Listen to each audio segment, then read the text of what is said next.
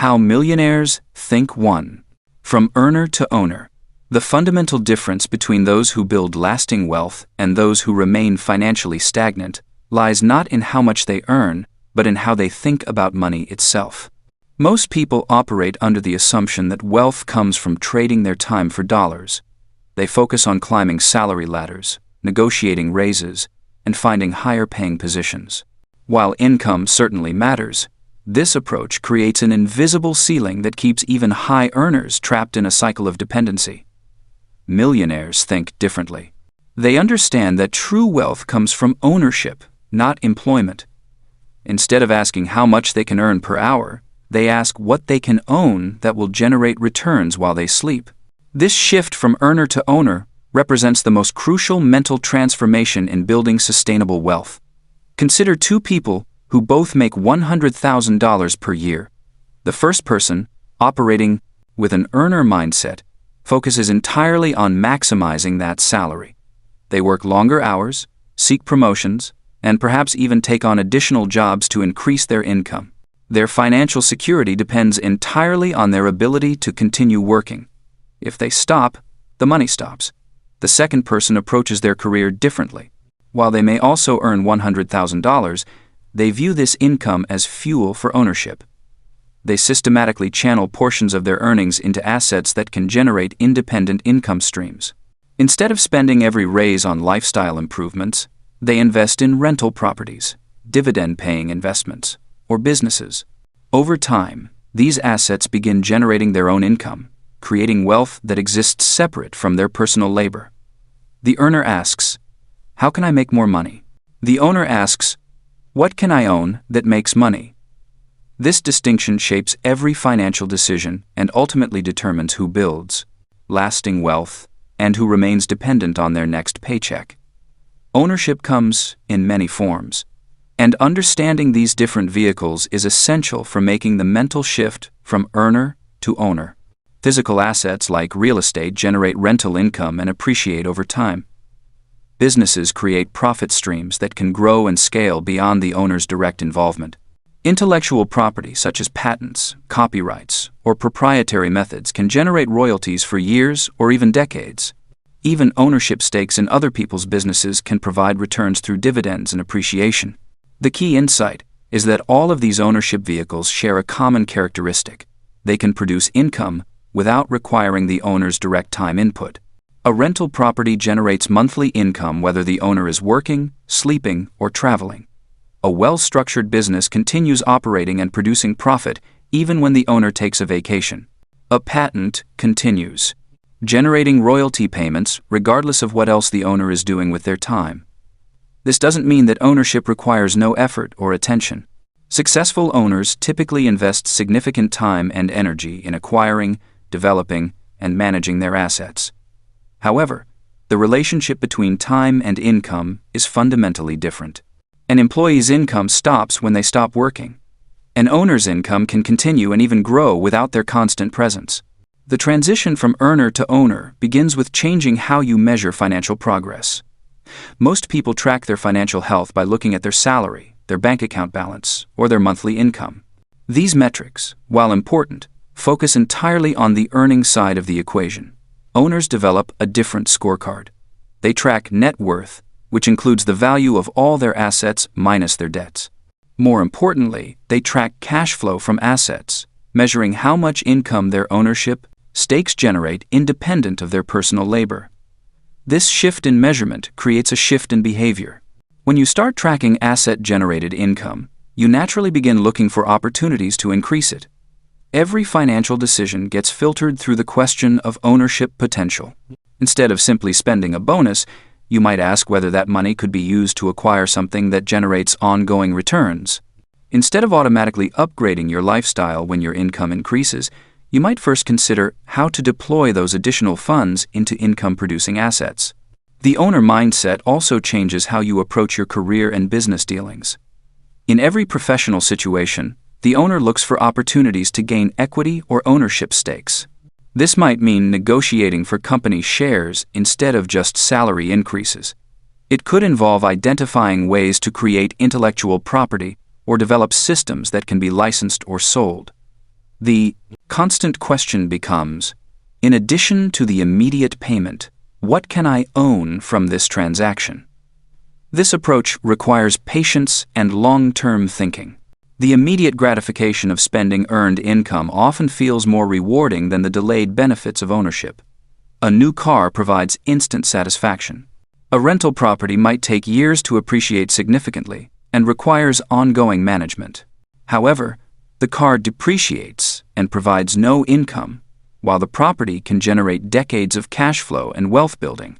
Building the owner mindset also involves accepting different types of risk and responsibility. Employees face the risk of job loss, but their responsibilities typically end when they leave work each day. Owners face market risks, management challenges, and the ongoing responsibility of maintaining and improving their assets. However, they also gain control over their financial destiny in ways that employees cannot achieve.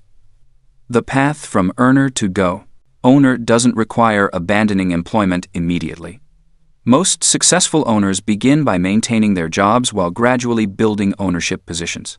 They use their employment income to fund their first investments, learning the principles of ownership while maintaining the security of steady income. Over time, as their assets grow and generate more cash flow, they gain the option to reduce their dependence on employment income. This transition often happens in stages. First, asset income might cover a few monthly expenses. Then it grows to cover several months of living expenses, providing a financial buffer. Eventually, for those who remain committed to the process, asset income can replace employment income entirely, though many owners choose to continue working because they enjoy their careers, not because they need the money. The mental model that drives this transformation can be summarized in a single sentence: income, funds, lifestyle, but ownership creates wealth. Every dollar you earn presents a choice between immediate consumption and long-term ownership. The decision you make consistently over time determines whether you remain dependent on earning or eventually achieve the freedom that comes from owning assets that work on your behalf. The 15-minute action that can begin this transformation today is simple. Calculate your current net worth and identify how much monthly income, if any, comes from assets you own rather than work you perform. This baseline measurement begins the mental shift from tracking earning to tracking ownership. The scorecard for progress is equally straightforward. Track both your asset values and your asset-generated income monthly, watching for consistent growth in both categories over time. The journey from earner to owner represents more than a financial strategy. It represents a fundamental shift in how you view your relationship with money and your role in creating wealth. Once you begin thinking like an owner, every opportunity looks different, and the path to lasting financial security becomes clear. 2. The 10x lens. Most people think in straight lines. They set a goal to double their income and immediately start working twice as hard. They want to grow their business by 50%, so they add 50% more hours to their week. This linear thinking feels logical, even noble, but it traps you in a cage of your own making. Millionaires think differently. They use what I call the 10x lens, a mental framework that forces exponential thinking and reveals entirely new pathways to wealth. The 10x lens works like this. Whenever you set a goal, multiply it by 10 in your mind. If you want to make an extra $1,000 this month, ask yourself how you could make 10,000 instead. If you want to reach 100 customers, envision reaching 1,000. This isn't about setting impossible targets to motivate yourself. It's about forcing your brain to abandon incremental approaches and discover leverage points that create massive results. When you think in 10x terms, grinding harder becomes obviously inadequate. You can't work 10 times more hours in a day. You can't personally serve 10 times more clients with the same energy. The math simply doesn't work, and that's precisely the point. The impossibility of scaling through effort alone pushes you towards systems, assets, and vehicles that can multiply without multiplying your time. Consider the difference between a skilled craftsman and someone who owns the workshop. The craftsman thinks linearly about increasing income. Work more hours, charge slightly higher rates, maybe take on an apprentice. These are incremental moves that might double or triple earnings over time. The workshop owner thinks exponentially. They create systems where multiple craftsmen produce simultaneously. They develop processes that ensure consistent quality without their constant presence. They build a reputation that commands premium pricing across all their workers' output. The craftsman trades time for money. The owner has created a machine that generates wealth while they focus on bigger opportunities. The 10x lens reveals that most limitations exist in your choice of vehicle, not in your level of effort. If you're trying to build wealth through a salary alone, even a generous raise keeps you on a linear path. But if you negotiate equity in the company, royalties from your innovations, or profit sharing from the value you create, you've shifted to exponential possibilities. The same hours invested yield dramatically different returns because you've changed the underlying structure of how value flows to you. This principle extends far beyond income into every aspect of wealth building. When millionaires think about investing, they don't just ask how to get slightly better returns. They ask how investments might compound, how market movements might create asymmetric opportunities, and how their capital might unlock access to deals unavailable to smaller players. They structure their portfolios not just for steady growth, but for the possibility that one exceptional position might transform their entire financial picture. The same exponential thinking shapes how wealthy people approach learning and skill development. Instead of incrementally improving at their current profession, they ask which skills might open entirely new categories of opportunity. They don't just read books to know slightly more than they did before. They study to identify patterns that might reveal overlooked markets, undervalued assets, or emerging trends they can position themselves to capture. Relationships get the 10x treatment too. Rather than networking to meet a few more people in their industry, millionaires cultivate connections that might introduce them to entirely new worlds of possibility. They understand that one relationship with the right person might compress years of struggle into months of rapid progress. They invest in relationships not just for immediate benefit, but for the exponential value that emerges when connected people create opportunities together. The beauty of 10x thinking lies in how it naturally eliminates low-value activities. When you're focused on exponential outcomes, busy work becomes obviously counterproductive. Tasks that can't scale, relationships that don't compound, and investments that offer only linear returns get filtered out automatically. You begin to see time and attention as precious resources that should only flow toward activities with genuine multiplication potential. This doesn't mean every project needs to immediately deliver 10x results. The lens is about ensuring your portfolio of activities includes vehicles capable of exponential outcomes. You might maintain some linear income sources for stability while building exponential opportunities for growth. The key is conscious allocation. Millionaires know which activities serve which purpose and adjust their time investment accordingly. One of the most powerful applications of 10x thinking involves distribution and reach. If you create something valuable, linear thinking focuses on selling it to one person at a time. Exponential thinking asks how that same creation might reach thousands of people simultaneously. This shift leads to systems, platforms, and partnerships that amplify your impact far beyond what individual effort could achieve. The lens also transforms how you approach problems and obstacles. Linear thinking sees a problem and looks for a slightly better solution. Exponential thinking asks whether the problem itself reveals an opportunity for massive improvement. Some of the greatest fortunes have been built by people who looked at widespread frustrations and created solutions that eliminated entire categories of difficulty for millions of people. Timing becomes crucial when you think exponentially. Linear approaches can succeed in any environment. With enough persistence, exponential opportunities often depend on positioning yourself ahead of waves of change. Millionaires use 10x thinking to identify where shifts in technology, regulation, or social behavior might create temporary windows for outsized returns. They understand that exponential results often require being early to trends that others haven't recognized yet. The mental model works as a filter for partnerships and deals as well. When someone presents an opportunity, the 10x lens asks not just whether it's profitable, but whether it contains mechanisms for geometric growth. Does it benefit from network effects where each new participant makes it more valuable for everyone? Can it generate recurring revenue that compounds over time? Does it create assets that appreciate while also producing income? Perhaps most importantly, 10x thinking changes your relationship with failure and experimentation.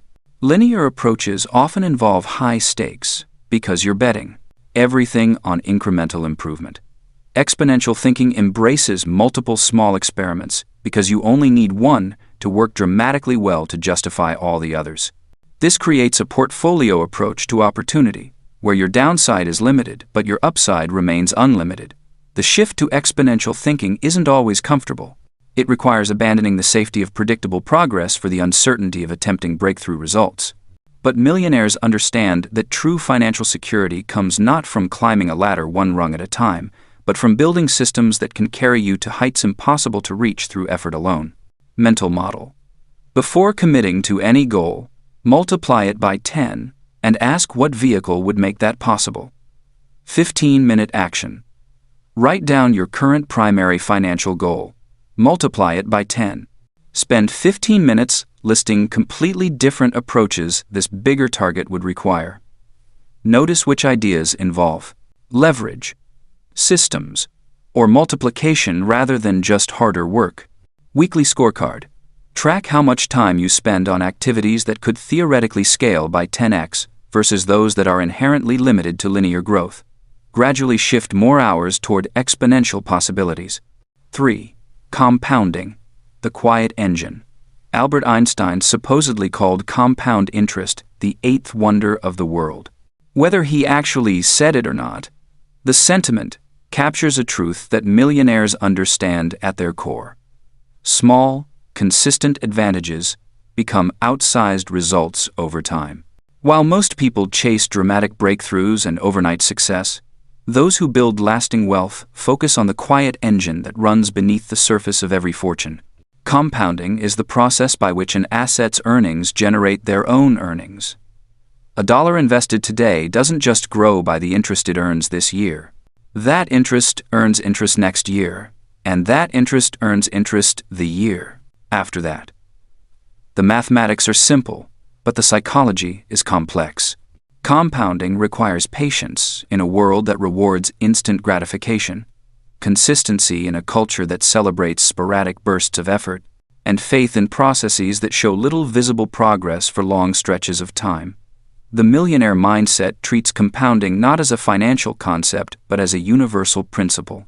Money compounds, certainly, but so do skills, relationships, reputation, and systems.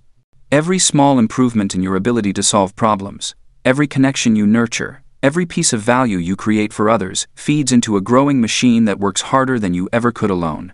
Consider the person who commits to reading one book per month about their field. After 10 years, they have consumed 120 books worth of knowledge, while their peers have remained static. That knowledge compounds because each new book builds on the foundation of the previous ones, creating connections and insights that transform how they approach challenges.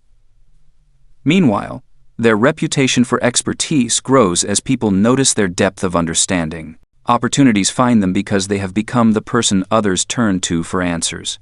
The initial habit was simple, but the compounded result is profound. The same principle applies to business relationships.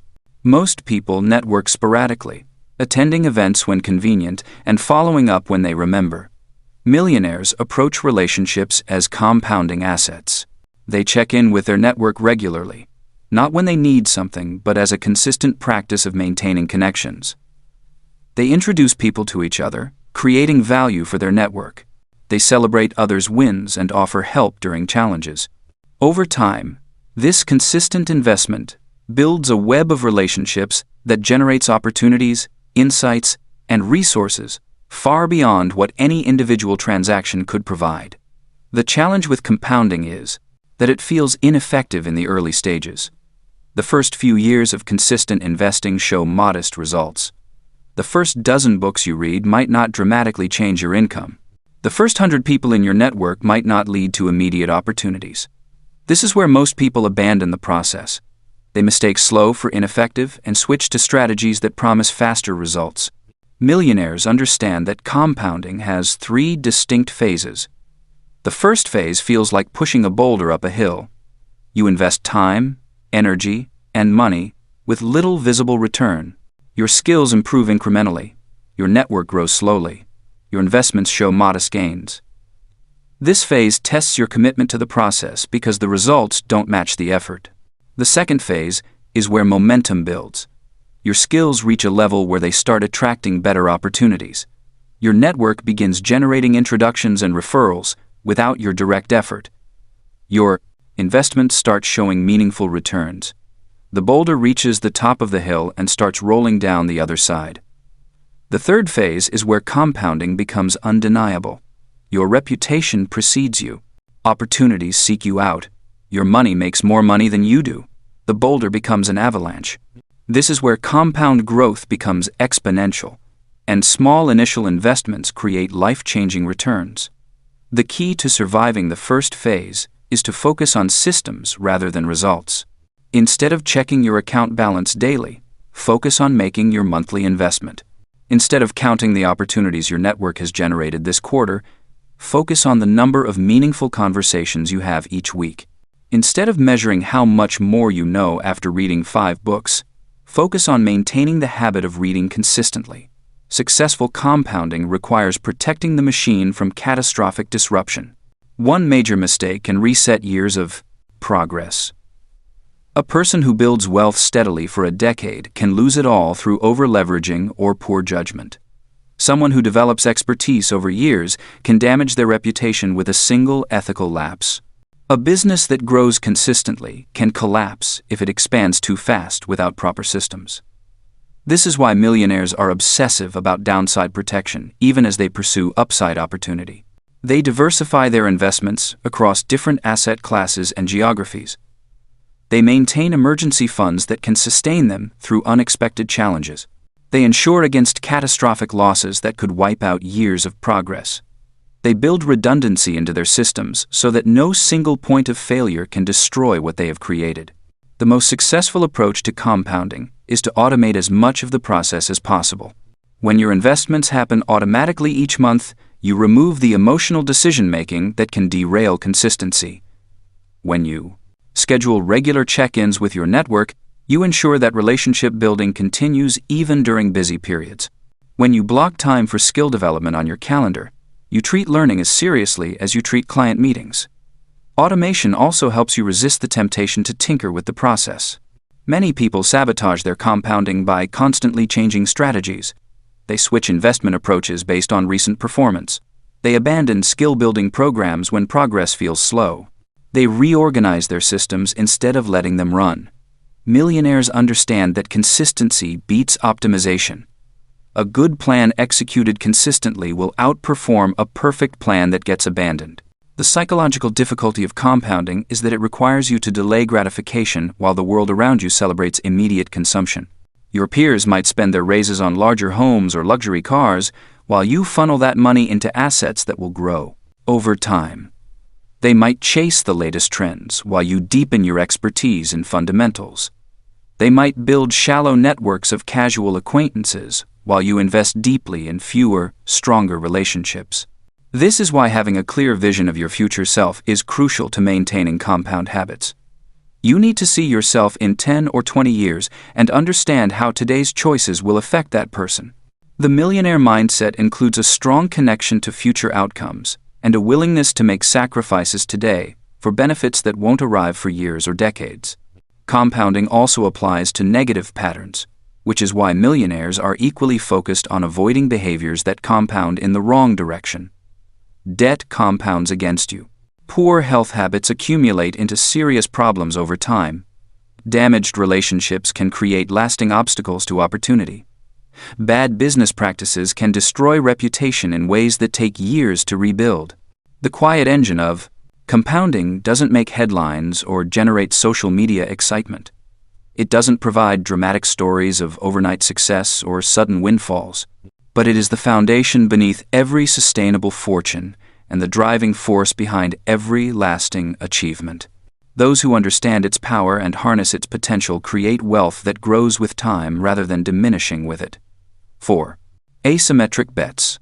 The most powerful financial principle that separates millionaires from everyone else isn't what you might expect. It's not about making more money, or cutting expenses, or even investing wisely, though those matter.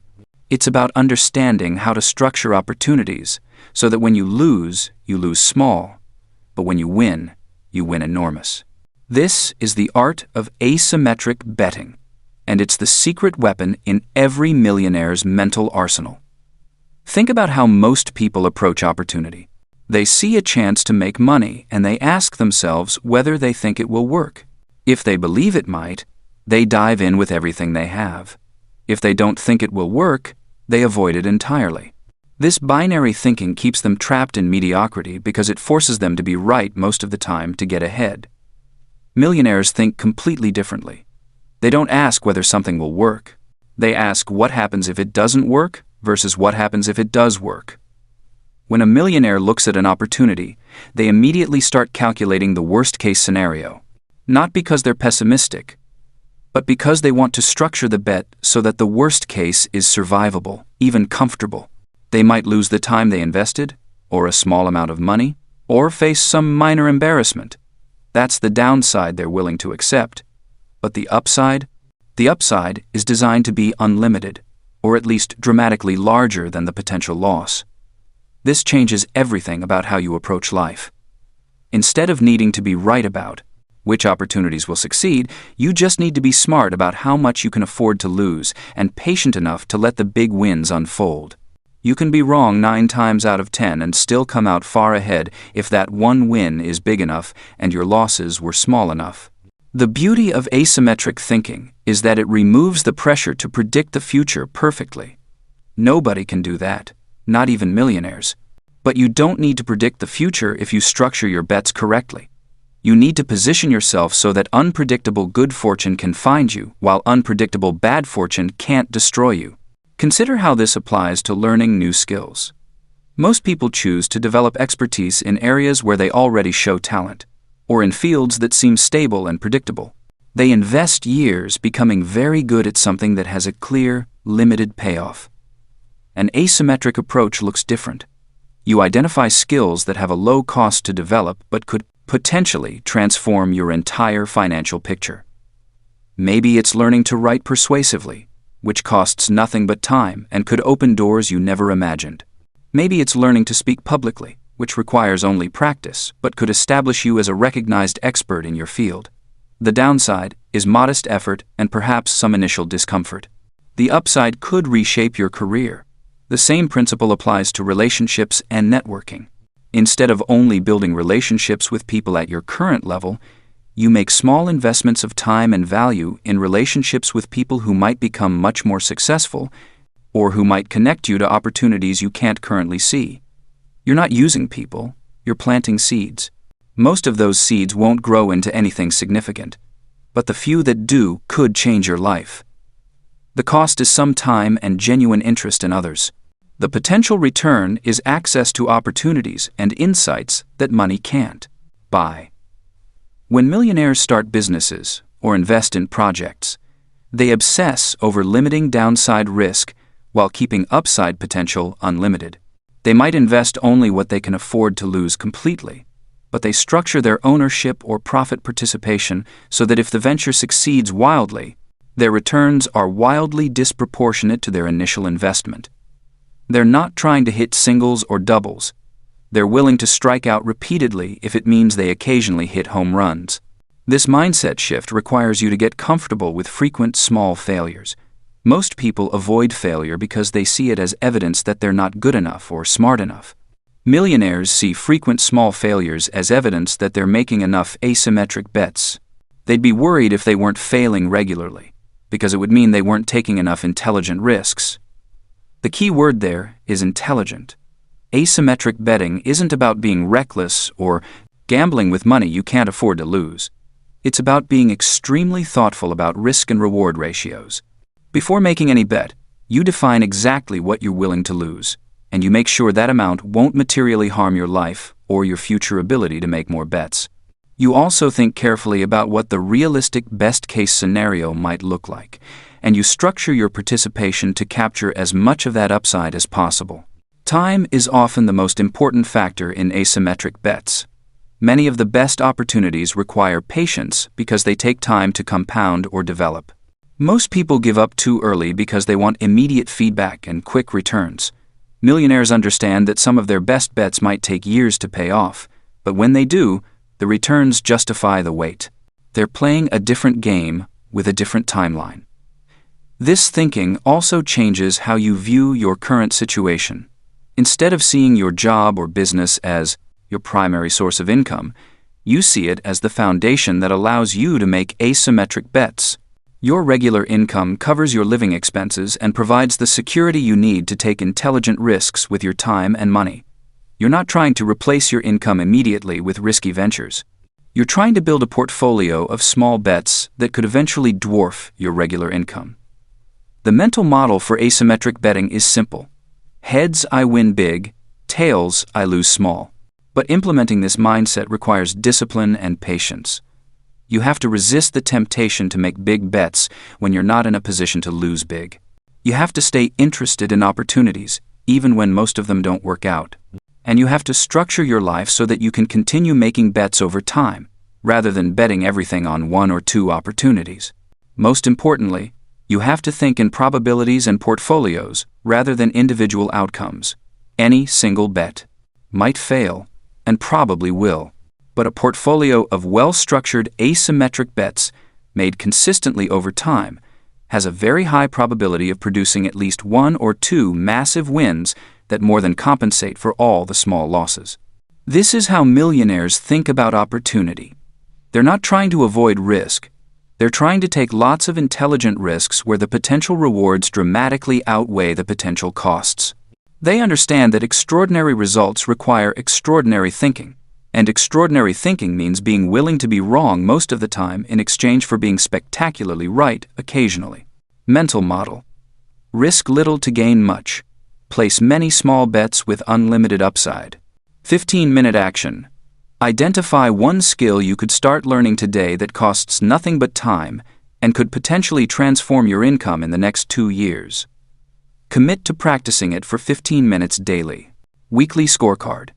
Track 3 numbers. New, asymmetric opportunities explored, maximum amount risked on any single bet, and total number of active small bets in your portfolio. 5. Leverage stacks. Capital, code, media, people. The difference between working hard and working smart comes down to one word: leverage. Millionaires understand that time is the ultimate constraint. You can't create more hours in a day, but you can multiply the impact of each hour through leverage. While most people trade their time directly for money, wealthy people build systems that work independently of their physical presence. Think of leverage as a force multiplier. A single person with the right leverage can accomplish what would normally require dozens or hundreds of people working traditionally. This isn't about cutting corners or taking shortcuts. It's about engineering your efforts to compound, rather than simply accumulate. There are 4 primary forms of leverage that millionaires systematically build and stack: capital, code, media, and people. Each operates differently, but when combined, they create an exponential effect that transforms ordinary efforts into extraordinary results. Capital leverage is the most traditional form, yet most people misunderstand its true power. Capital isn't just money sitting in an account. It's a tool for acquisition and acceleration. When you have capital, you can acquire assets that generate returns, purchase equipment that increases productivity, or invest in opportunities that would otherwise pass you by. The key insight millionaires possess is that capital should work harder than they do. Consider how capital leverage works in practice. Instead of saving money for security, millionaires deploy capital strategically. They might purchase rental properties that generate monthly cash flow, invest in businesses that provide ongoing returns, or acquire tools and technology that dramatically increase their productivity. The capital becomes an engine that continues producing value long after the initial investment. The mistake most people make with capital is using it for consumption rather than production.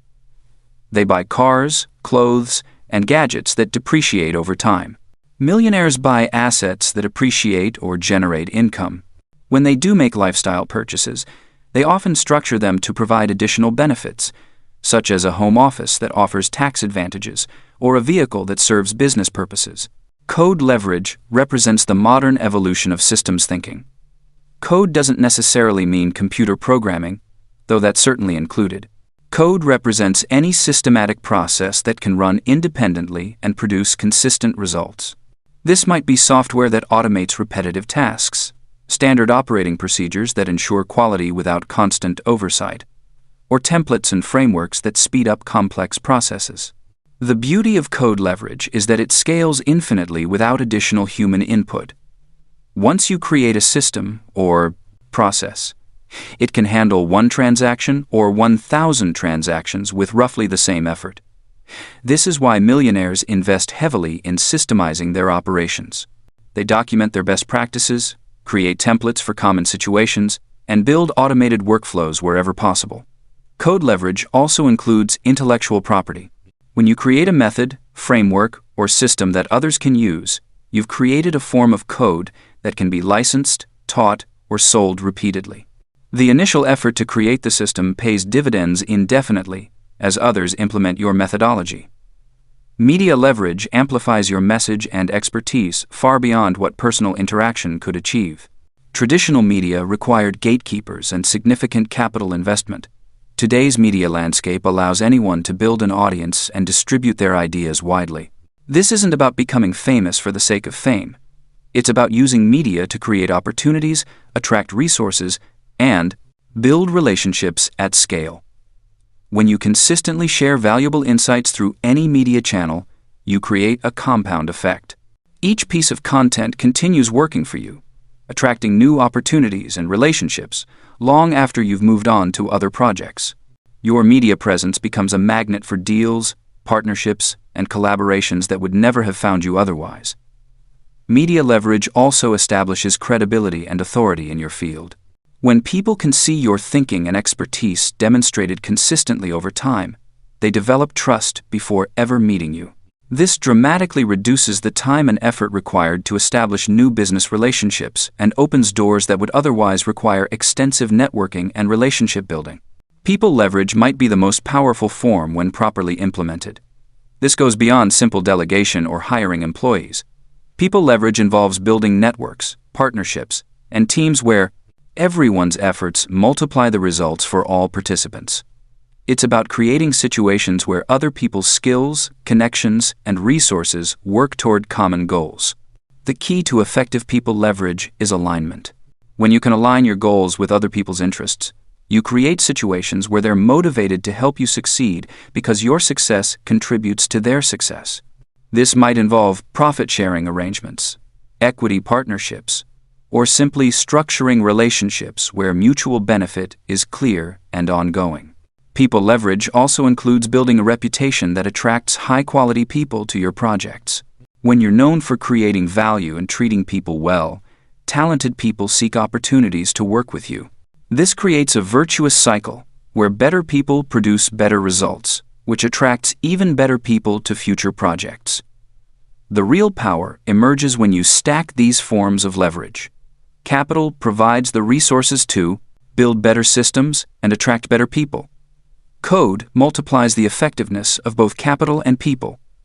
Media attracts capital, people, and opportunities.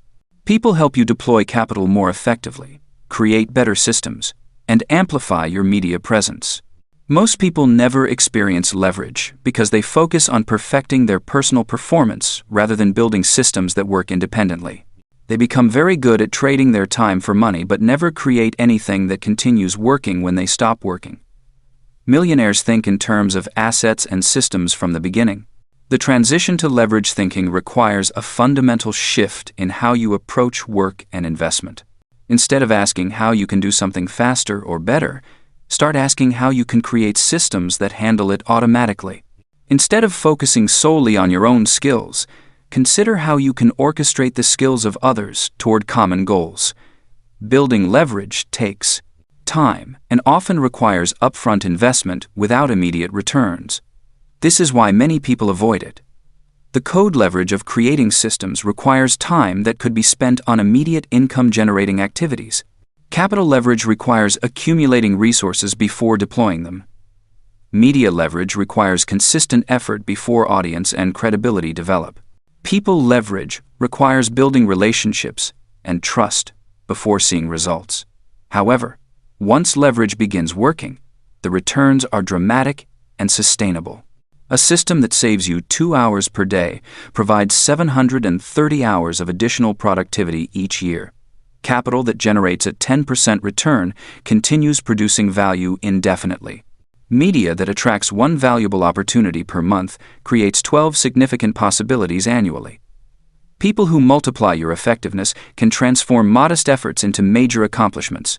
The mental model that drives leverage thinking is simple. How can this work? Without me? Whether you're designing a business process, making an investment, creating content, or building a team, always ask how the value can continue flowing even when you're not directly involved.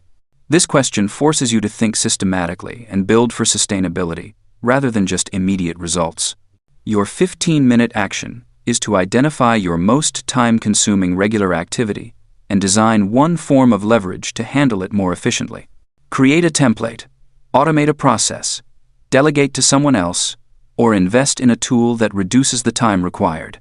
Your scorecard for building leverage is to track how many hours per week you spend on activities that require your direct involvement versus hours that produce value through systems you've created. Successful leverage building shows a gradual shift toward more value creation through systems and less dependence on your direct time investment. 6. Time arbitrage.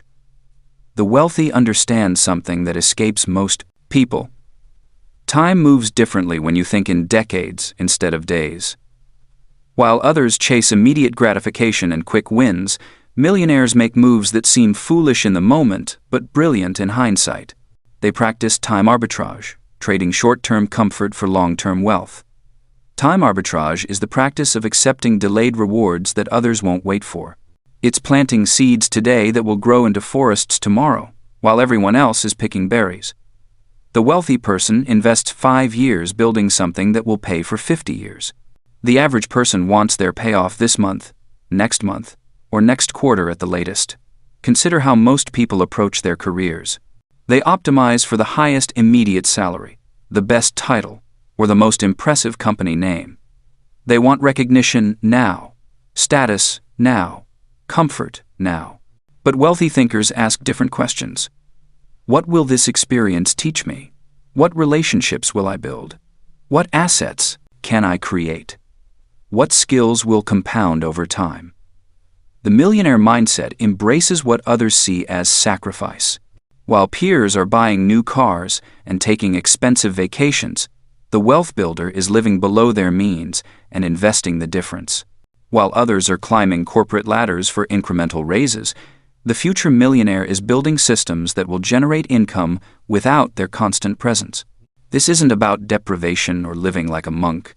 It's about understanding that every hour has different potential values depending on how you use it.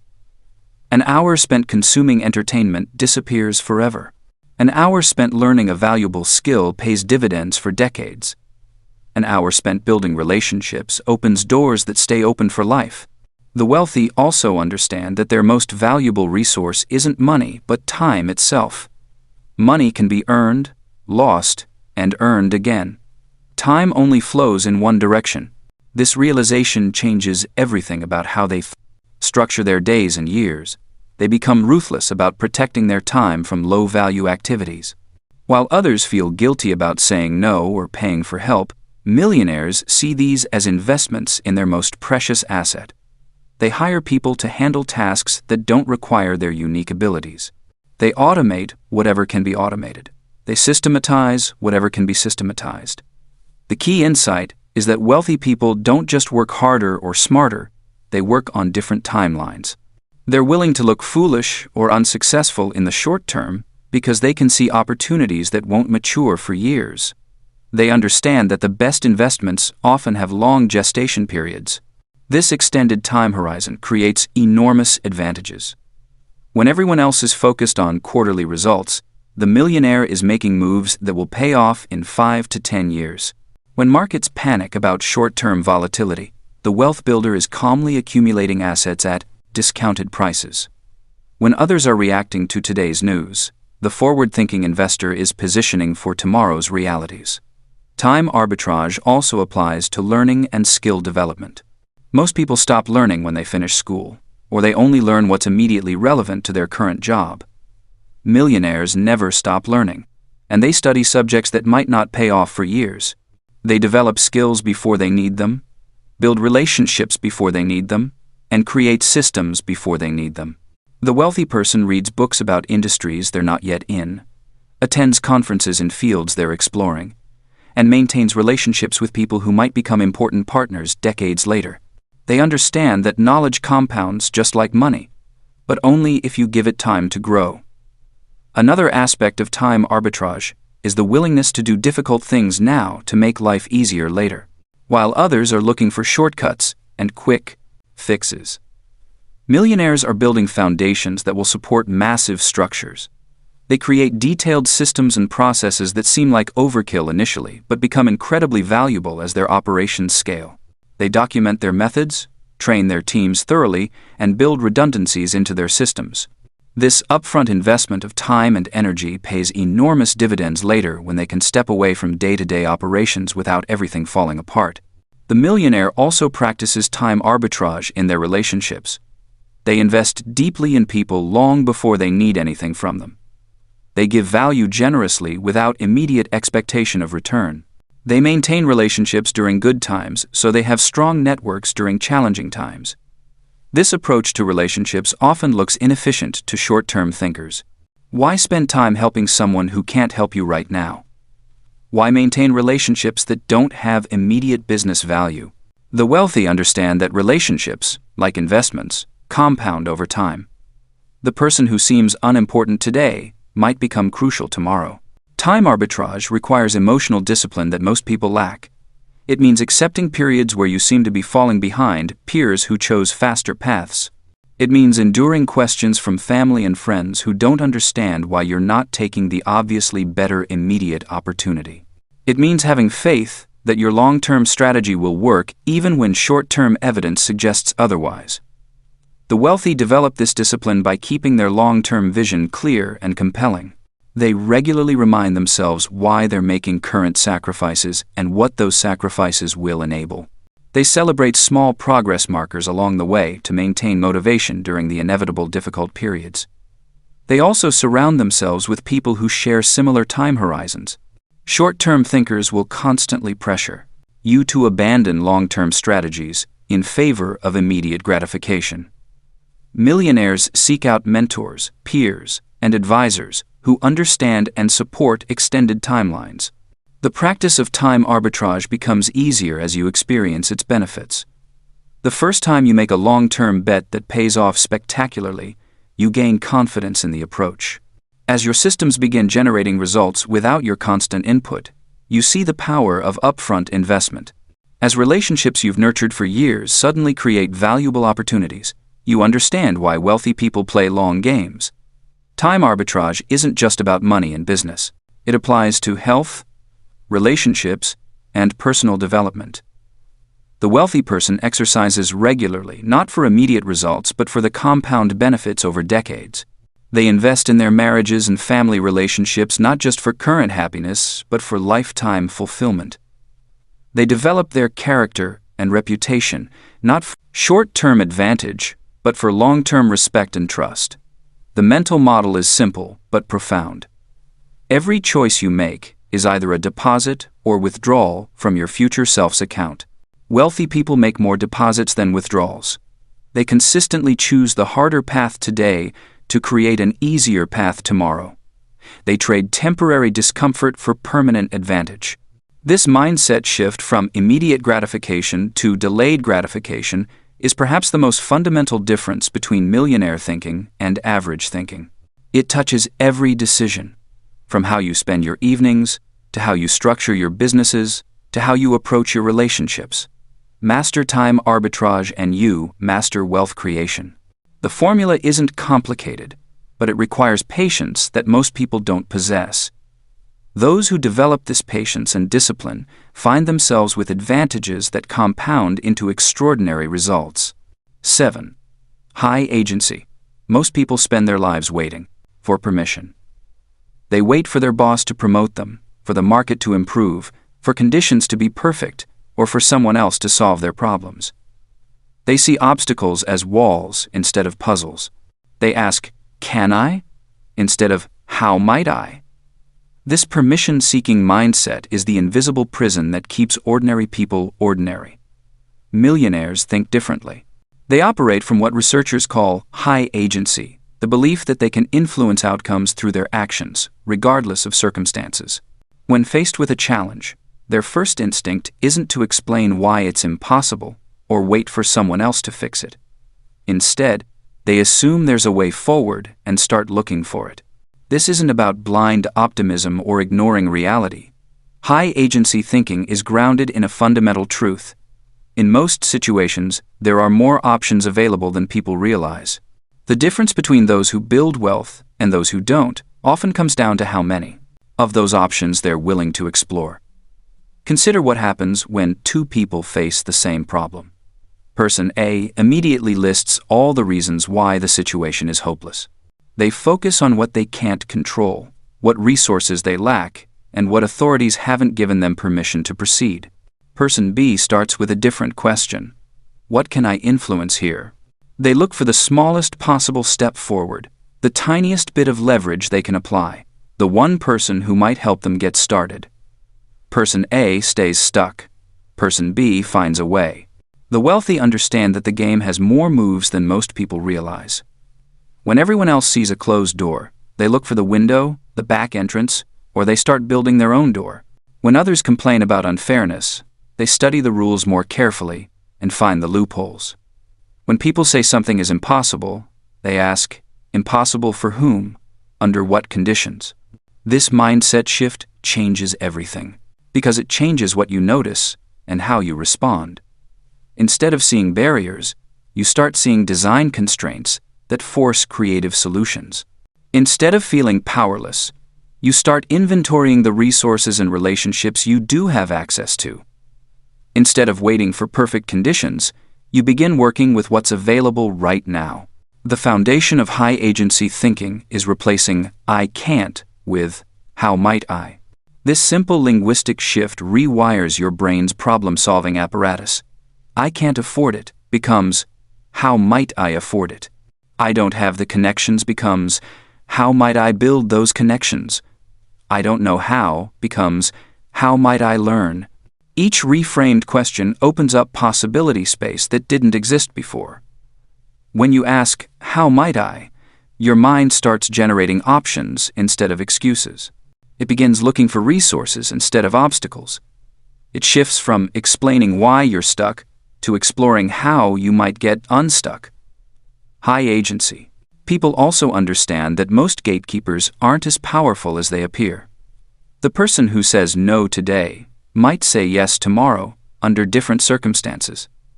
The rule that seems absolute might have exceptions. The system that looks immovable might be more flexible than anyone realizes. This doesn't mean ignoring real constraints or pretending limitations don't exist. Smart, high-agency thinking works within reality while refusing to accept unnecessary limitations. It's the difference between saying, "I can't start a business because I don't have capital," and saying, "I don't have capital yet.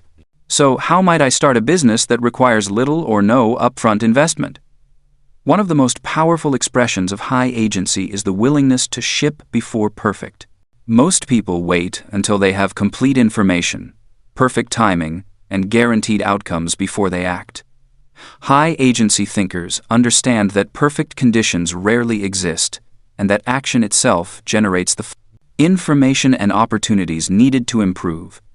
They launch the imperfect product knowing they can iterate based on real feedback. They start the business before they have all the answers because running the business will teach them what they need to know. They make the offer even though they're not sure it will be accepted, because making offers is how you discover what people actually want. This bias toward action creates what researchers call the action advantage. Every action you take generates new information about what works and what doesn't. It creates new connections with people who can help you. It develops skills that weren't there before. Most importantly, it moves you from the realm of theory into the realm of practice, where real learning and real progress happen. High-agency thinking also transforms how you view obstacles. Instead of seeing them as reasons to quit, you start seeing them as design constraints that spark innovation. When you can't compete on price, you innovate on value. When you can't access traditional funding, you find creative ways to bootstrap. When you can't hire experienced people, you build systems that help inexperienced people succeed. History is full of fortunes built by people who turned their constraints into competitive advantages. They couldn't afford expensive advertising, so they created word-of-mouth campaigns. They couldn't access established distribution channels, so they built direct relationships with customers. They couldn't compete with big company resources, so they competed on speed and flexibility. The key is viewing constraints as creative fuel rather than creative killers. When you're forced to work within limitations, you often discover solutions that wouldn't have occurred to you if you had unlimited resources. Some of the most elegant and profitable business models emerged from people who couldn't do things the conventional way and had to invent better alternatives. High-agency people also practice what might be called assumption challenging. They regularly question whether the rules they're operating under are actually rules or just widely accepted assumptions.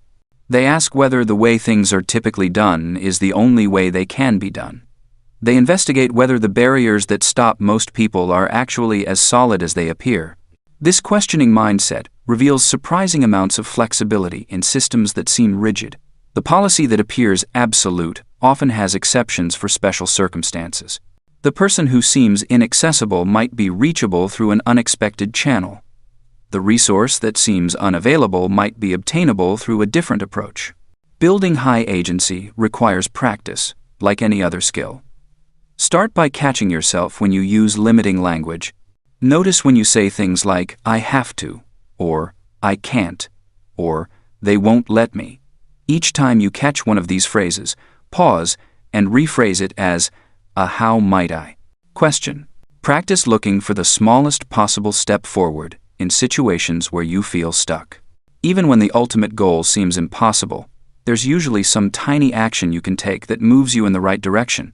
High-agency people understand that momentum builds on itself, and that the smallest step often reveals the next step. Most importantly, start shipping before you feel ready.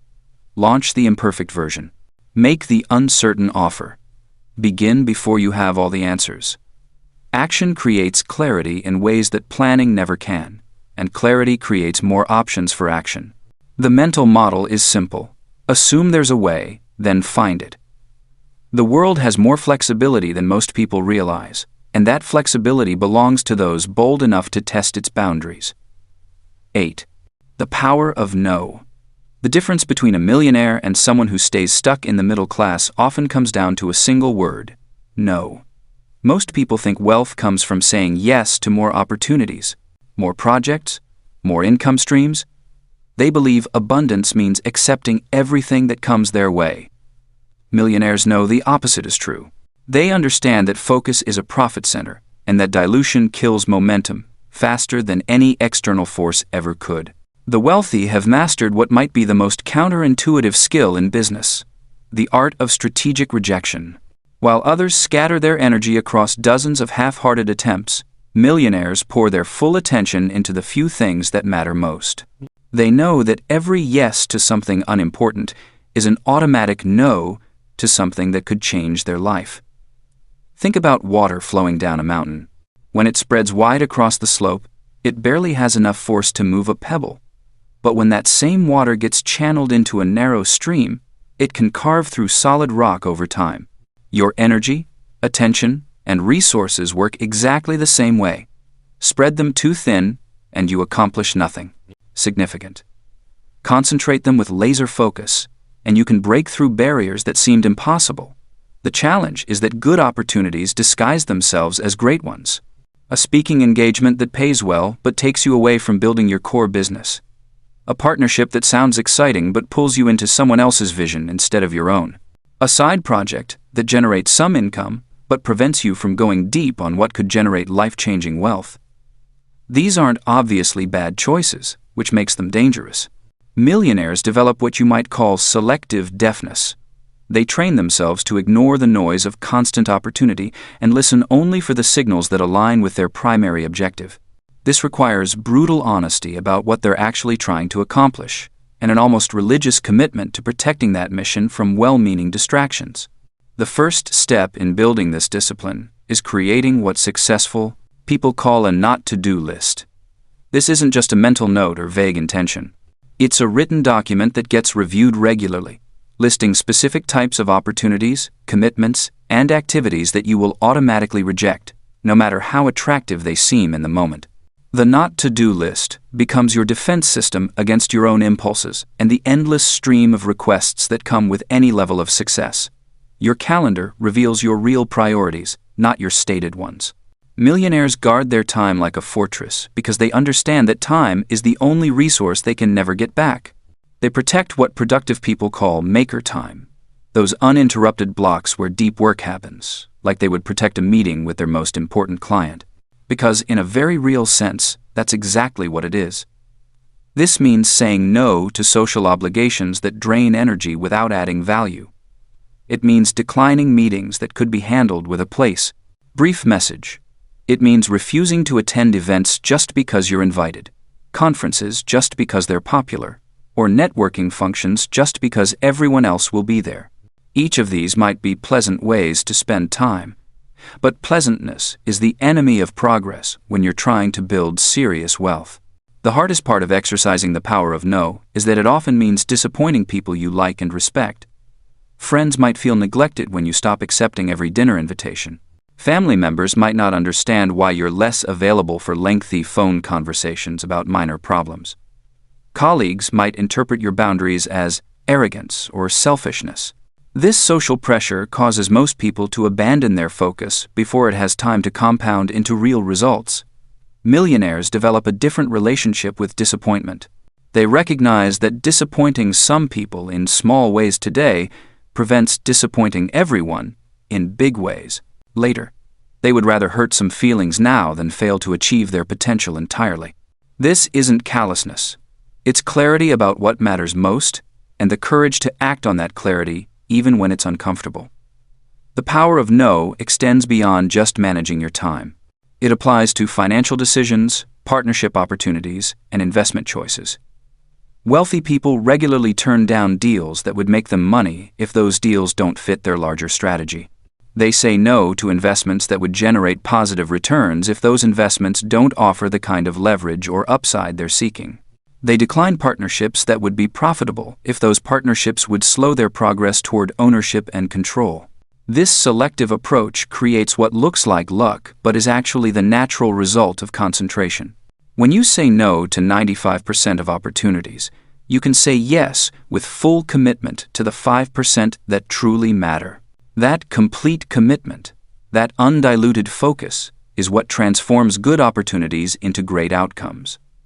The person who spreads their effort across 20 projects might see modest success in several of them. The person who focuses entirely on one project might create something genuinely extraordinary. The wealthy also understand that saying no is often a way of saying yes to something better later. Every mediocre opportunity you decline leaves space for an exceptional one to find you.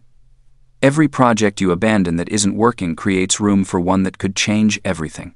Most people cling to what's merely working because they're afraid of what might happen if they let it go.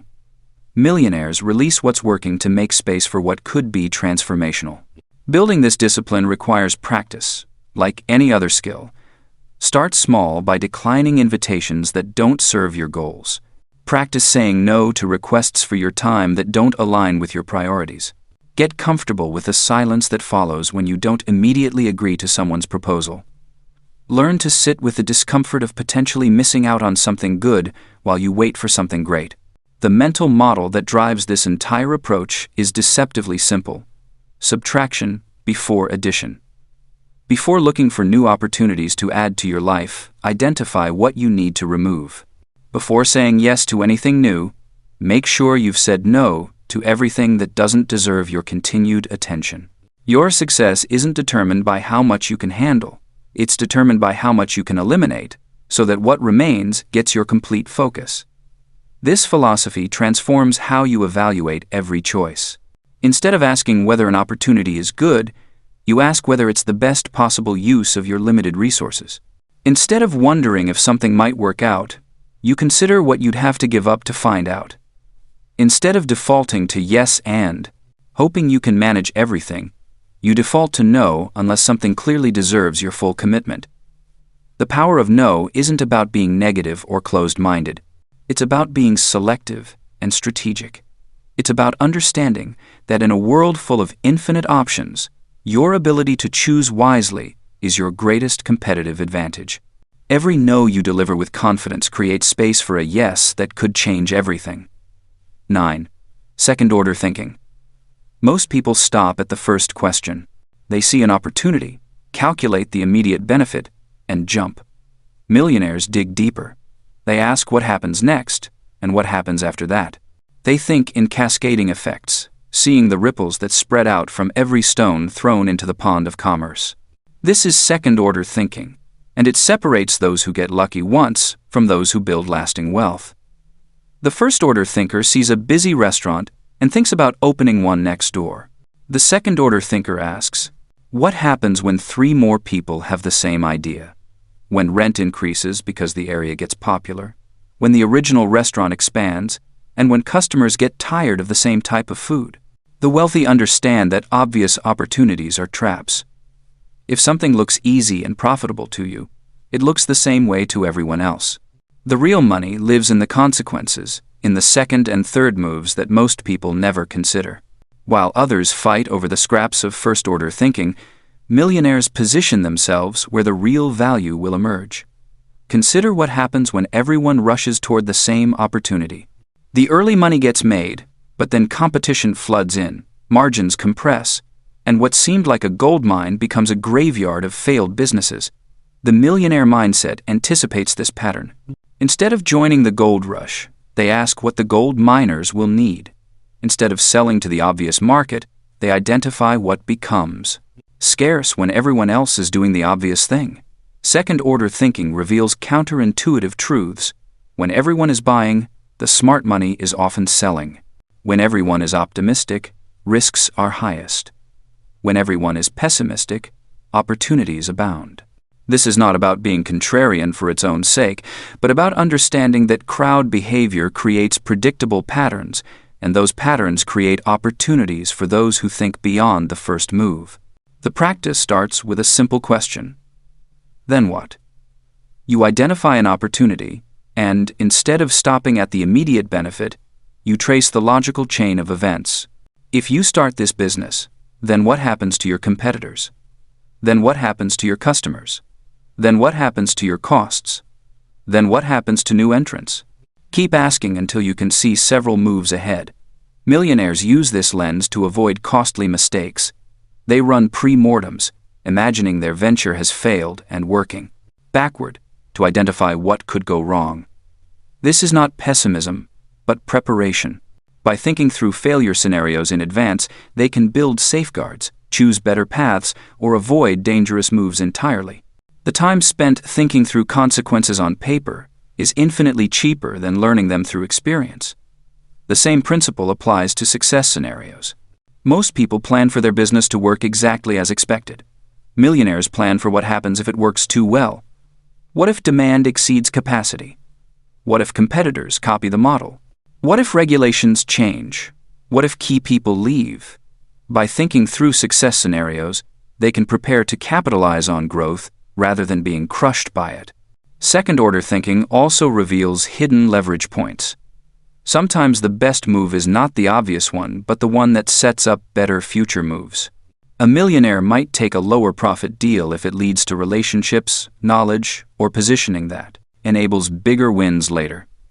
They might enter a market not because it is immediately profitable, but because it teaches them skills they will need for a larger opportunity. This thinking pattern extends beyond business into personal development. Most people focus on acquiring skills that are in demand today. Millionaires think about what skills will be valuable tomorrow. They study not just what is working now, but what becomes possible when current trends play out. They position themselves ahead of changes rather than reacting to them. The practice requires patience and discipline. Second-order thinking often leads to moves that look wrong in the short term. While others are making quick gains, you might be building capabilities, relationships, or positions that pay off later. This delayed gratification is difficult, but it is how sustainable wealth is built. The quick money is usually the small money. The big money requires playing a longer game. One powerful application is asking what becomes scarce when trends accelerate. If everyone is moving online, what offline experiences become more valuable? If everyone is automating, what human touches become premium? If everyone is specializing, what generalist skills become rare? The millionaire mindset looks for what gets left behind when crowds move in one direction. Another application is thinking about network effects and feedback loops. A business that gets better as more people use it has different long-term prospects than one that faces increased competition with growth. A skill that improves your ability to learn other skills compounds differently than one that stands alone. By understanding these dynamics, millionaires choose paths that strengthen over time rather than plateau or decay. Second-order thinking also applies to resource allocation. The first-order question is whether you can afford something. The second-order question is what else becomes possible or impossible based on that choice. Spending money on tools that increase your capacity might cost more upfront, but enable bigger wins. Spending time on relationships might not show immediate returns but could unlock opportunities that far exceed the investment. The mental model works in reverse as well. When evaluating opportunities, trace them backward. What had to be true for this opportunity to exist? What conditions created it? Are those conditions likely to continue, strengthen, or disappear? Understanding the foundation of an opportunity helps you evaluate its durability and your ability to defend any advantage you gain. Developing this thinking pattern requires deliberate practice. Start by choosing one significant decision you are facing and map out the first, second, and third-order effects. Write them down. Discuss them with people who see the world differently. Look for historical examples of similar situations and study how they played out. The investment in thinking pays dividends in better decisions. The ultimate goal is not to predict the future perfectly, but to make better bets based on a deeper understanding of how actions and reactions cascade through systems. Millionaires do not have crystal balls, but they do have the discipline to think beyond the obvious, the patience to wait for better positions, and the wisdom to know that the best opportunities often hide in the consequences of what everyone else is doing. Mental model. The obvious move is priced in. Fortunes hide in the consequences. 15-minute action. Choose one current opportunity you are considering. Write down what happens if you take it, then what happens next, then what happens after that. Do the same for not taking it. Weekly scorecard. Track how many times you ask, "Then what?" before making decisions. Count decisions where you considered at least 3 levels of consequences. 10. Optionality. Keep the game alive. The difference between the wealthy and everyone else often comes down to one critical principle. Wealthy people keep more doors open while others slam them shut. They understand that the future is fundamentally unpredictable, and the biggest opportunities usually come disguised as problems or appear when you least expect them. This is the power of optionality, and it might be the most overlooked wealth-building strategy of all. Think about optionality as collecting keys to rooms you haven't discovered yet. Every skill you develop, every relationship you nurture, every dollar you don't spend today gives you more choices tomorrow. Most people trade away their options for immediate comfort or the illusion of security. They lock themselves into long contracts, narrow specializations, and rigid plans that leave no room for surprise opportunities. Millionaires think differently. They structure their lives and businesses to maximize flexibility. They maintain what smart people call dry powder, which means keeping resources available for unexpected opportunities. This isn't about being indecisive or uncommitted. It's about understanding that the biggest wins often require quick action when conditions align perfectly. Consider how this plays out in everyday decisions. When faced with two job offers, most people pick the one with the higher salary and call it done. Someone thinking with optionality asks different questions. Which role teaches more transferable skills? Which company is growing faster? Which boss has better connections? Which industry has more upside potential? They might even take the lower-paying job if it keeps more doors open for the future. The same principle applies to learning. While others specialize so narrowly they become trapped in single industries, wealthy thinkers deliberately cultivate skills that travel well across different fields. They learn to write clearly because good writing opens doors everywhere. They study human psychology because understanding people pays dividends in any context. They develop basic financial literacy because money touches everything. One of the most powerful ways to create optionality is through relationships. Every person you meet represents potential paths you cannot yet see. The person sitting next to you at a conference might become your business partner 5 years from now. The neighbor, who seems unremarkable today, might introduce you to your biggest opportunity tomorrow. Wealthy people understand this and invest in relationships without knowing exactly how they will pay off. This doesn't mean being calculating or fake. It means being genuinely curious about people and finding ways to add value to their lives.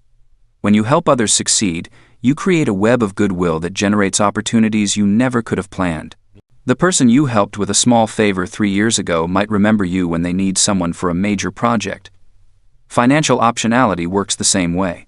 Instead of spending every dollar they earn, wealthy people maintain reserves that let them move quickly when opportunities appear. They keep some money in easily accessible accounts, not because they're afraid to invest, but because opportunities often come with short windows. The perfect property might hit the market on Tuesday and be gone by Friday. The ideal business partner might need an answer by the end of the week. This principle extends to how they structure deals and agreements. Rather than locking themselves into rigid contracts, they negotiate terms that preserve flexibility. They include escape clauses, performance triggers, and options to increase their involvement if things go well. They think about what could go right, not just what could go wrong, and they structure agreements to let them benefit from positive surprises. Career optionality means building a reputation and skill set that travels across industries. Instead of becoming the best at one very specific thing, they become excellent at several related things that reinforce each other. They might combine writing skills with marketing, knowledge and financial understanding. Each skill makes the others more valuable, and the combination opens doors that no single skill could access. Geographic optionality has become increasingly important. Wealthy people often maintain flexibility about where they live and work. They build location-independent income streams and develop networks in multiple cities or countries. This isn't about being rootless, but about having choices when circumstances change. Economic shifts, political changes, or personal opportunities might make a different location more attractive, and they want to be able to move. The key to managing optionality successfully is learning to distinguish between reversible and irreversible decisions. Irreversible decisions deserve careful consideration and should be made slowly. These include major commitments like marriage, having children, or taking on significant debt. Reversible decisions can be made quickly and adjusted based on new information. These include most business experiments, learning opportunities, and relationship investments. Many people struggle with optionality because they confuse having choices with being wishy-washy. They think commitment means burning bridges and that keeping options open shows a lack of focus. This misunderstands how successful people actually operate. They commit fully to their current path while maintaining the ability to change course if better opportunities emerge. The mental model here is simple but powerful. Maximize reversible experiments while minimizing irreversible commitments. Try many small things, see what works, then double down on successes while keeping your options open for the next wave of opportunities. This approach requires a different relationship with failure.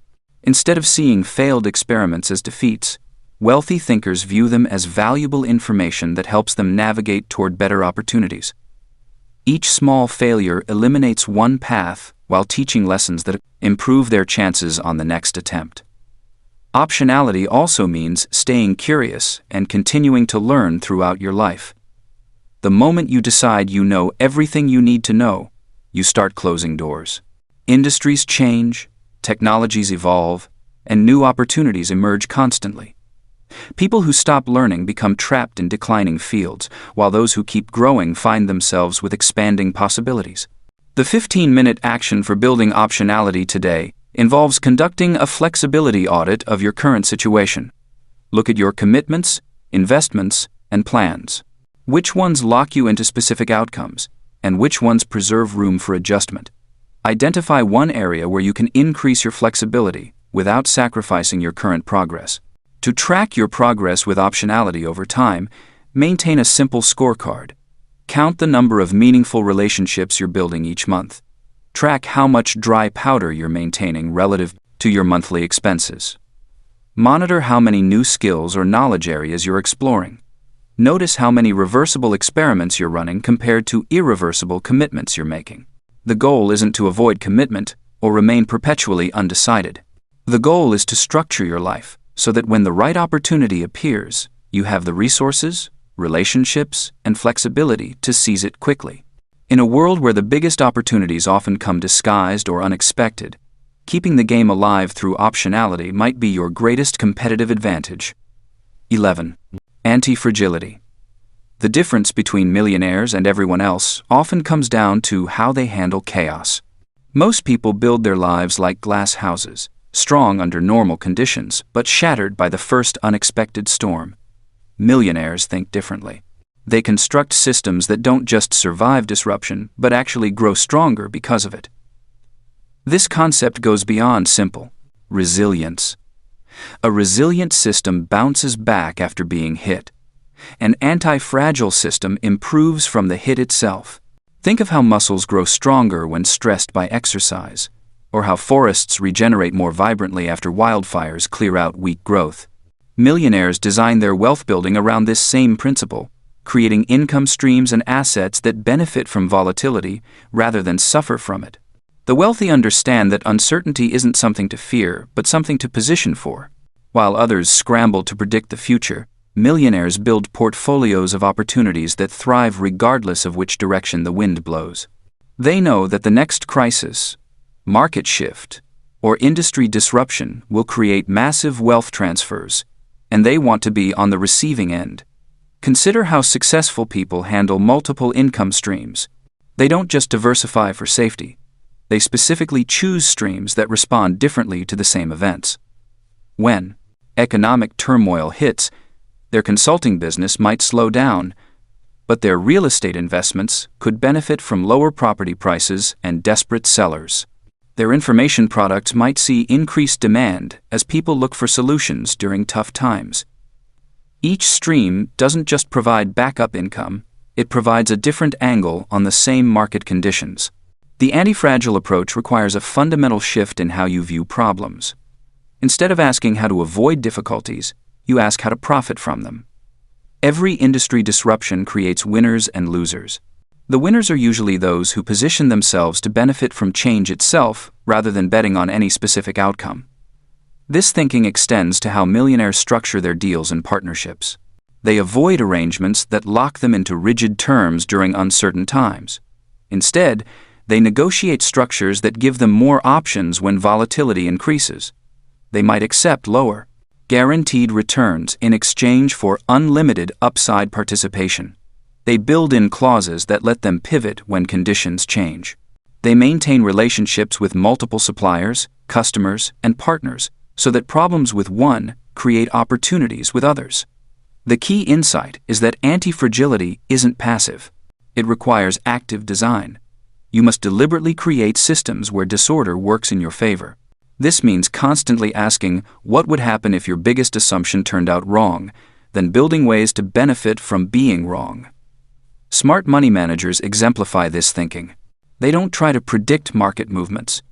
They structure positions that gain from unpredictability itself. They might simultaneously hold investments that benefit from inflation and others that benefit from deflation, with the total portfolio designed to grow regardless of which scenario plays out. The increased volatility during uncertain periods actually creates more opportunities for profit. The same principle applies to career and business building. Instead of specializing so narrowly that you become vulnerable to industry changes, you develop skills and relationships that become more valuable during disruption. Crisis creates demand for people who can solve problems, adapt quickly, and see opportunities others miss. The more chaotic things get, the more valuable these abilities become. Millionaires also build anti-fragility through their learning systems. They don't just acquire knowledge, they develop the ability to learn faster when stakes are high. They practice making decisions with incomplete information. They get comfortable with being wrong and changing course quickly. These skills compound during volatile periods when the ability to adapt quickly creates enormous advantages over slower competitors. The wealthy understand that attempting to eliminate all risk often creates the biggest risks of all. Over-optimization for current conditions makes you brittle when conditions change. Instead, they maintain what some call intelligent slack in their systems. They keep extra cash for opportunities that emerge during downturns. They preserve relationships that might seem unnecessary during good times but become crucial during challenging ones.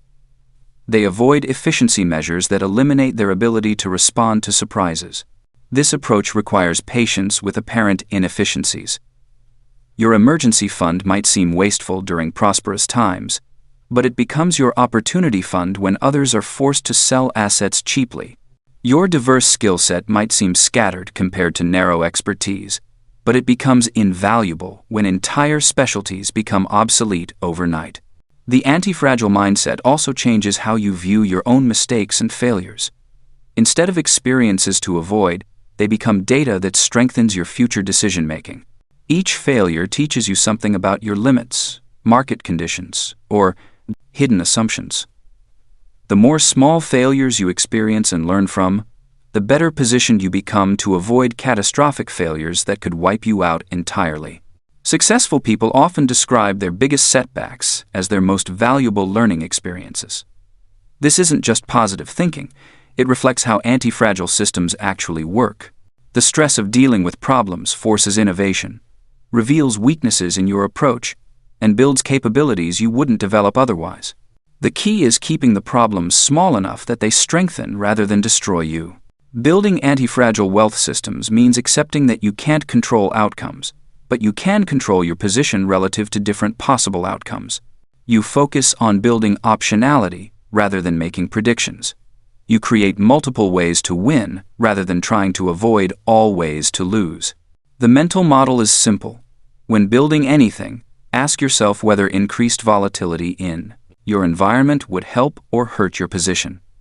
If the answer is hurt, look for ways to restructure so that uncertainty becomes an advantage rather than a threat. This might mean changing how you get paid, where you source materials, how you deliver services, or whom you partner with. Anti-fragile wealth building isn't about taking bigger risks. It's about taking smarter risks that improve your position regardless of outcomes. It's about building systems that feed on disorder rather than being consumed by it. Most importantly, it's about recognizing that in a world of constant change, the ability to benefit from change itself is the most valuable skill you can develop.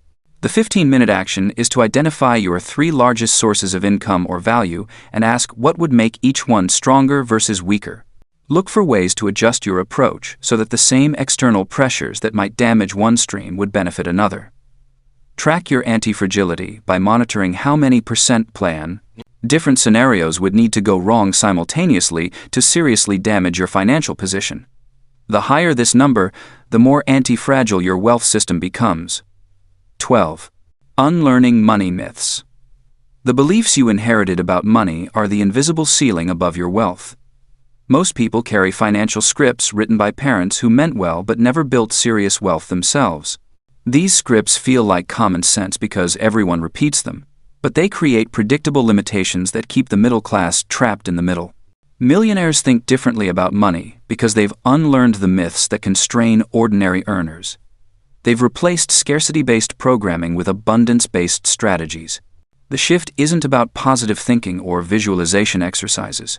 It's about recognizing that the conventional wisdom around money was designed for employees, not owners. The first myth to dismantle is the idea that saving what's left over creates wealth. This backwards approach ensures you'll never have meaningful amounts to invest.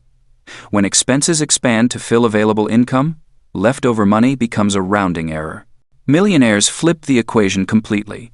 They invest first, then spend what remains.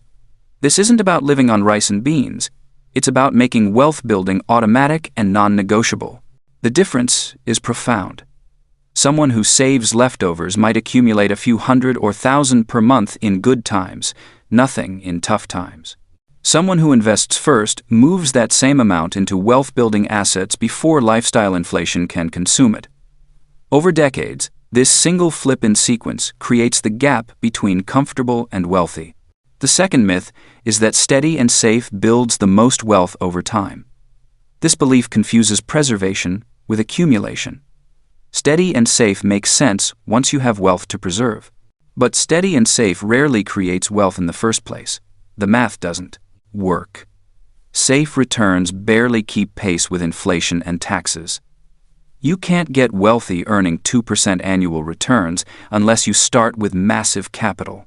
Millionaires understand that building wealth requires asymmetric returns in the accumulation phase. They seek smart risks with capped downside and unlimited upside. They're willing to lose small amounts repeatedly for the chance at large gains. This isn't gambling because they control position sizes and exit conditions. It's calculated risk-taking with favorable odds. The third myth equates net worth with possessions. This confusion turns assets into liabilities and wealth building into wealth display.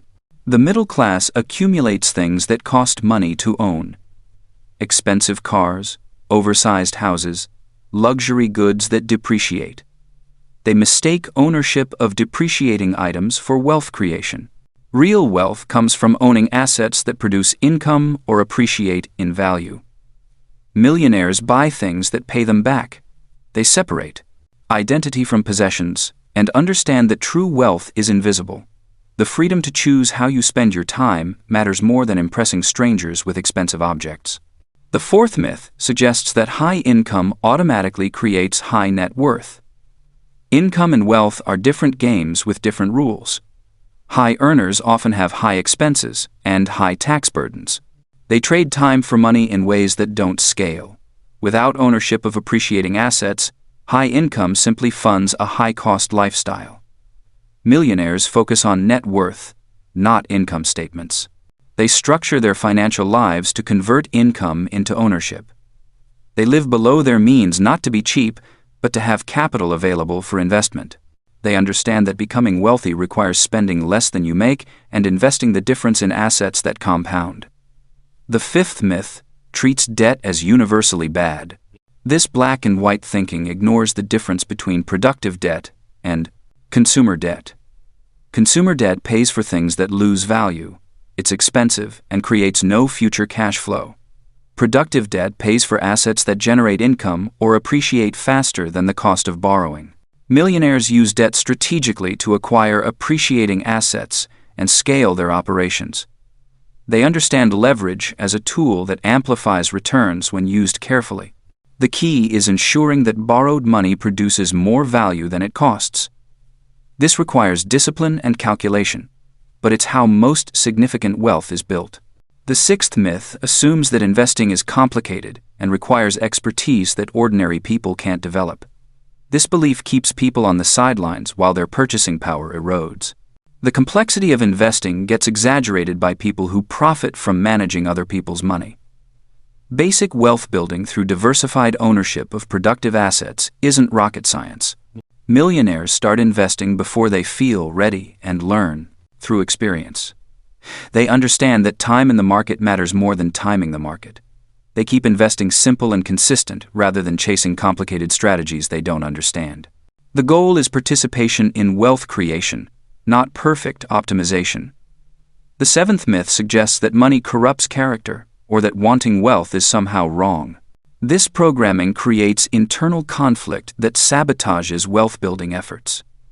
When part of you believes that money is evil or that wealthy people are bad, you'll unconsciously avoid becoming wealthy yourself. Money is a tool that amplifies existing character traits. It doesn't create corruption, but it can reveal it. Millionaires have healthy relationships with money because they see it as expanded options rather than identity validation. They want wealth for the freedom it provides, not for power over others. The eighth myth treats investing like gambling and avoids all risk in the name of security. This approach guarantees slow wealth destruction through inflation while feeling safe. The biggest risk isn't losing money in investments, it's not building wealth and running out of money in old age.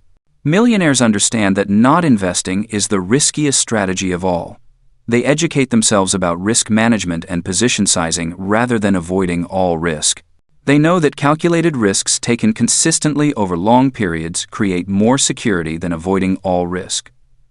These myths persist because they contain partial truths that make them feel reasonable. Saving money is better than spending everything. Steady progress beats wild swings. Avoiding debt prevents financial disasters. But partial truths become complete lies when taken to extremes or applied without context. The mental model for millionaire thinking about money is simple. Money is a tool for creating more tools. Every dollar can either be consumed or converted into an asset that produces more dollars. The choice you make with each dollar determines whether you build wealth or fund lifestyle. Your 15-minute action is to audit your current money beliefs by writing down every financial rule you follow. Ask yourself where each rule came from and whether the person who taught it to you built significant wealth. Question everything that sounds like conventional wisdom.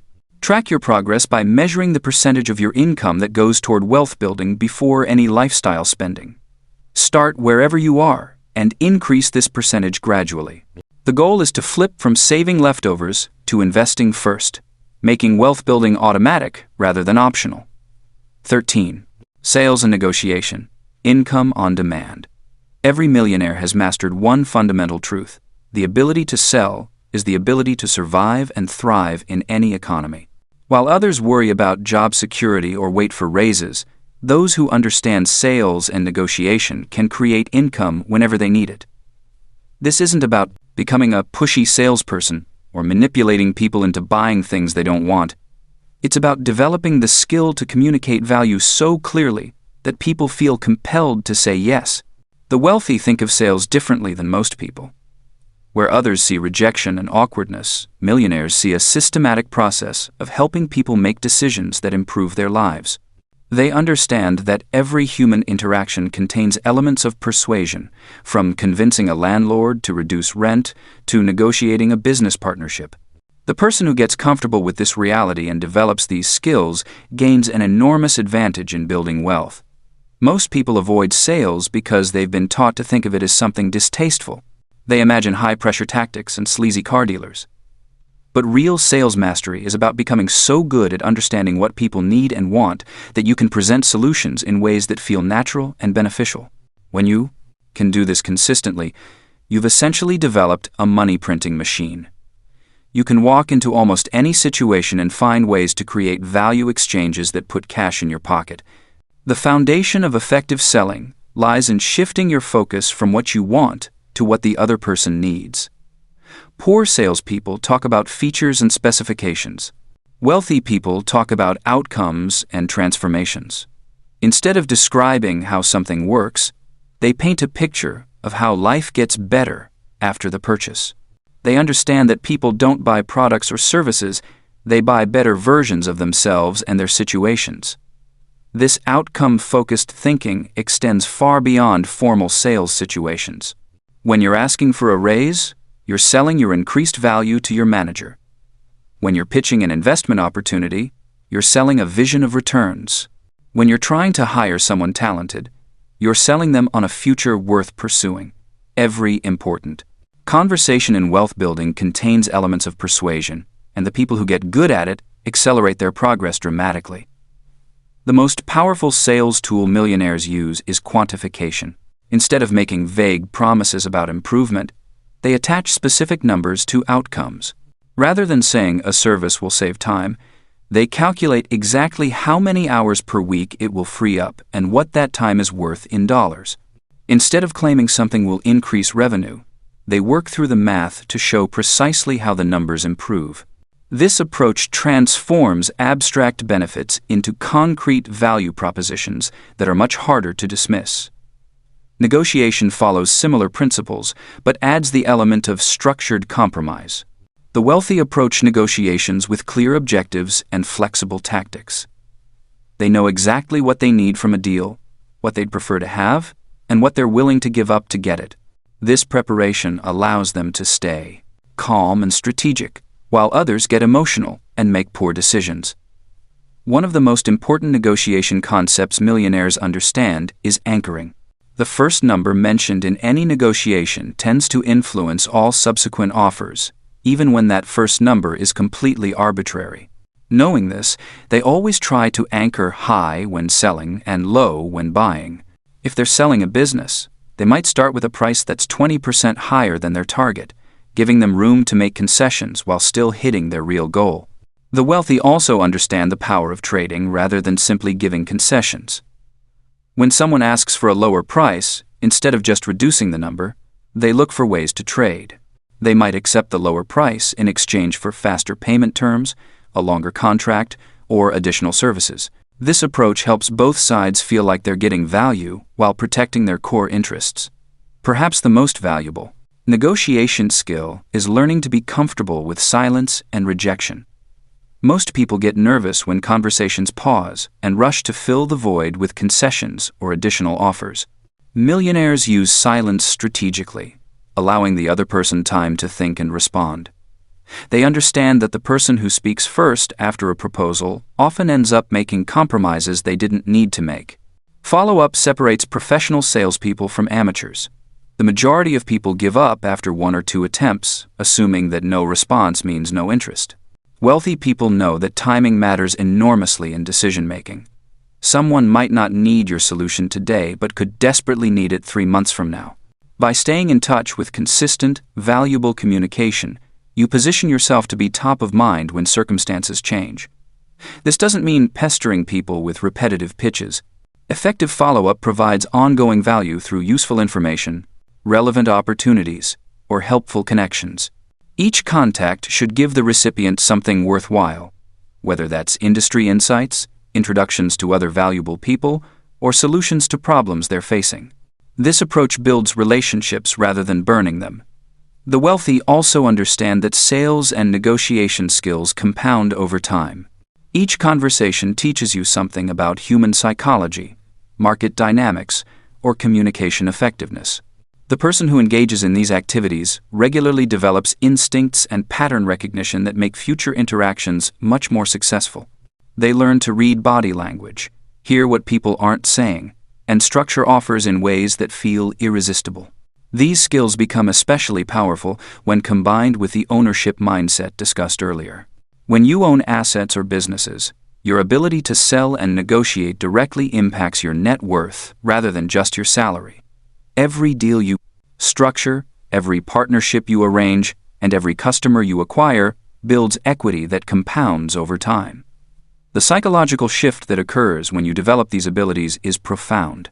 Instead of feeling dependent on others for income opportunities, you gain confidence that you can create value exchanges wherever you go. This security allows you to take bigger risks, pursue ownership opportunities, and walk away from situations that don't serve your long-term wealth-building goals. Your 15-minute action is to practice quantifying value in a current situation.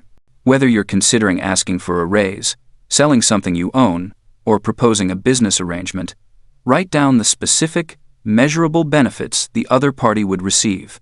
Put dollar amounts or time savings on each benefit where possible. This exercise will transform how you present opportunities and dramatically improve your results. Track your progress by measuring your closing rate over time.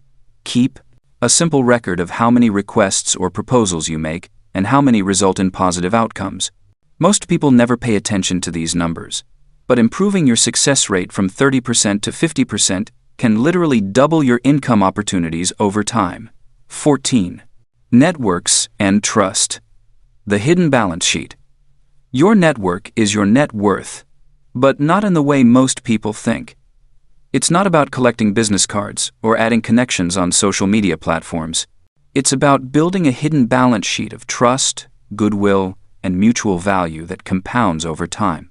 Millionaires understand that the right relationships can compress decades of learning into conversations, eliminate years of trial and error, and open doors that money alone cannot unlock. The fundamental difference between how wealthy people and everyone else approaches relationships lies in their default setting. Most people network when they need something. They reach out when they're looking for a tech job, seeking funding, or facing a problem they can't solve alone. This transactional approach creates weak connections based on immediate need rather than long-term value exchange. Millionaires flip this script entirely. They build relationships when they don't need anything, which means when others do need their help, they have abundant social capital to deploy. Think of trust as a currency that appreciates over time. Every interaction either deposits or withdraws from this account. Small, consistent deposits create compound returns that can be more valuable than any financial investment. When someone knows you deliver on your word, respond quickly to requests, and provide value without keeping score, they become willing to stake their own reputation on yours.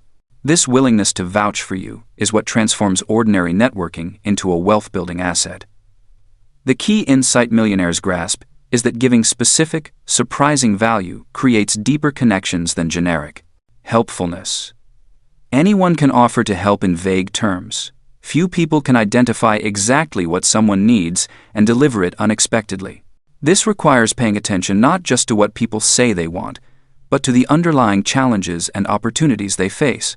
When you solve a problem someone didn't even know they had, or introduce them to exactly the right person at exactly the right moment, you create memorable moments that strengthen relationships exponentially.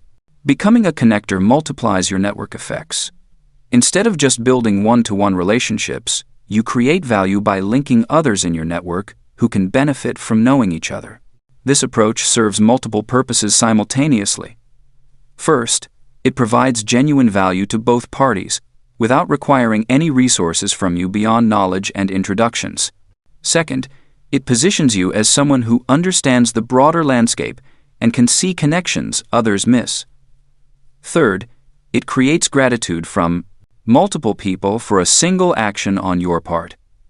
The mathematics of connection are powerful. When you introduce two people who end up doing business together, both remember you as the catalyst for their success. They also become more likely to introduce you to others in their networks, creating exponential expansion of your relationship base. More importantly, they begin to think of you when opportunities arise that might be perfect for someone they know, even if that someone isn't immediately obvious. Building in public accelerates relationship formation in ways that private networking cannot match. When you share your learning, insights, and progress openly, you attract people who are interested in similar challenges and opportunities. This attraction is more powerful than pursuit because it draws aligned people rather than random contacts. People who seek you out based on your public work are pre-qualified as potentially valuable connections because they've already demonstrated interest in your thinking and approach. Public building also creates what relationship experts call weak tie strength. These are relationships with people you don't know well personally, but who are aware of your work and reputation.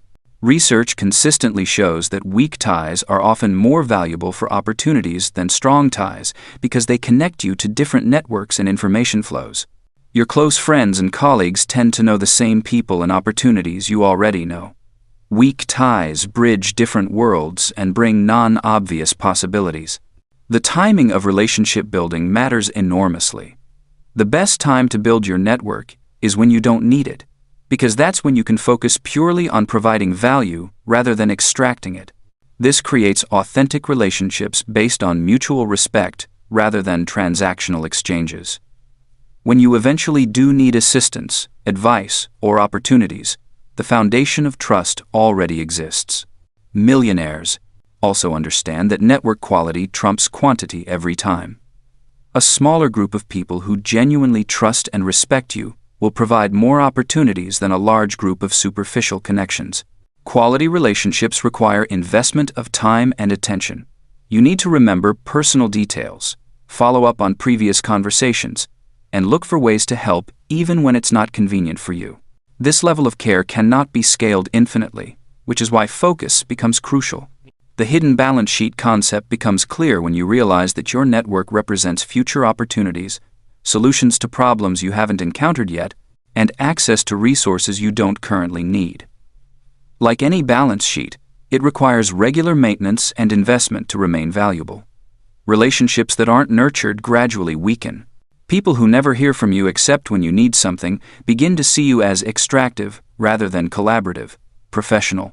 Relationships often evolve into personal friendships when there's genuine mutual respect and shared values. These deeper connections become even more valuable because they're based on who you are as a person, not just what you can do professionally. People are more willing to take risks to help friends than to help professional contacts. They share better information, make more thoughtful introductions, and provide more honest feedback. Trust building requires consistency over time, rather than grand gestures. Small actions matter more than big promises. Responding quickly to messages, following through on commitments, and remembering important events in people's lives build stronger trust than occasional dramatic displays of helpfulness. This consistency demonstrates reliability, which is the foundation of all valuable business relationships. The compound effect of network building becomes apparent over years rather than months. A person you helped early in their career might become influential in their industry and remember your early support. Someone whose event you promoted might think of you when they hear about a perfect opportunity. A colleague you mentored might start their own company and invite you to participate. These compound returns can dwarf the original investment of time and attention. Smart network builders also understand reciprocity cycles. They look for ways to connect their own success to the success of others in their network. When you win, you find ways to share the victory or the lessons learned. When others in your network succeed, you celebrate publicly and look for ways to amplify their achievements. This creates positive cycles where everyone's success reinforces the value of the entire network. The mental model that drives this chapter is simple. Treat relationships like investments that compound over time through consistent value creation. Your network becomes a hidden balance sheet of trust and goodwill that provides returns in forms that cannot be measured in traditional financial terms. These returns often prove more valuable than conventional investments because they create access to opportunities that money alone cannot buy. When you need wisdom, connections, credibility, or chances to apply your skills, your network provides the bridge between where you are and where you want to be. 15. Systems over goals. Goals are destinations. Systems are vehicles. Most people obsess over where they want to go but never build reliable transportation to get there. Millionaires understand a fundamental truth that escapes most ambitious people. Goals set direction, but systems compound results.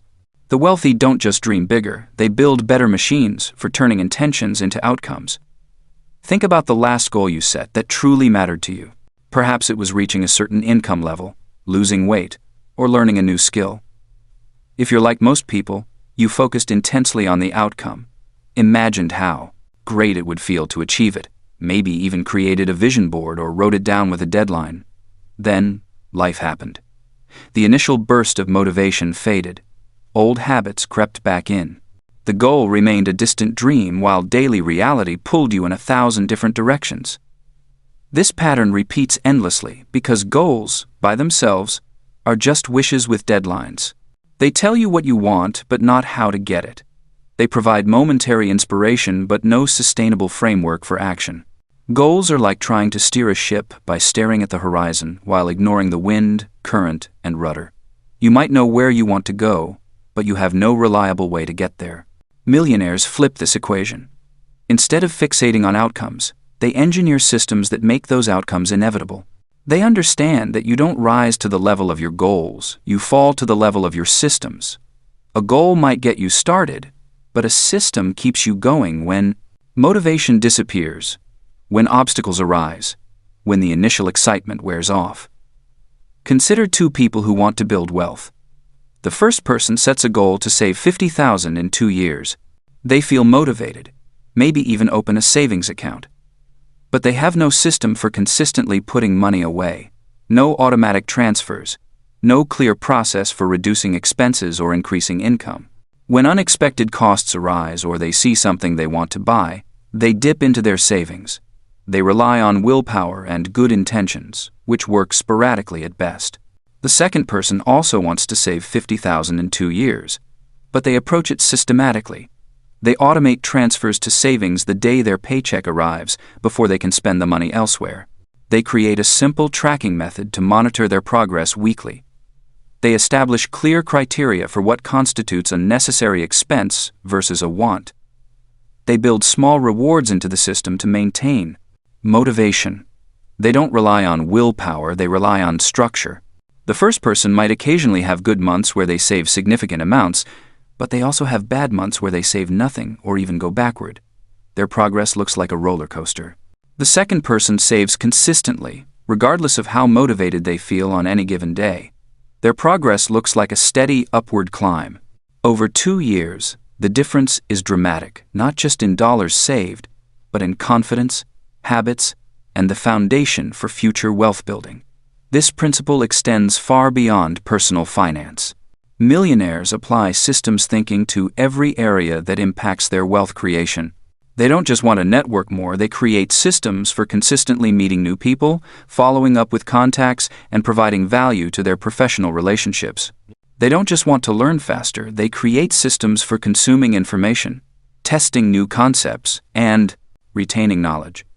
They don't just want better opportunities, they create systems for generating, evaluating, and capturing opportunities. The power of systems lies in their compound effect over time. Each day, the difference between systematic action and sporadic effort seems small, but these small differences accumulate into enormous gaps over months and years. A person who reads 10 pages every day using a systematic approach will read dozens of books per year. Someone who reads sporadically when motivated might finish a few books annually. The daily difference is minor. The yearly difference is transformational. Building effective systems requires thinking in inputs rather than outputs. Most people focus on lagging indicators, the results they want to see. Millionaires focus on leading indicators, the activities that create those results. Instead of obsessing over their net worth, they track how many investment opportunities they evaluate each month. Instead of fixating on revenue, they monitor how many potential clients they contact daily.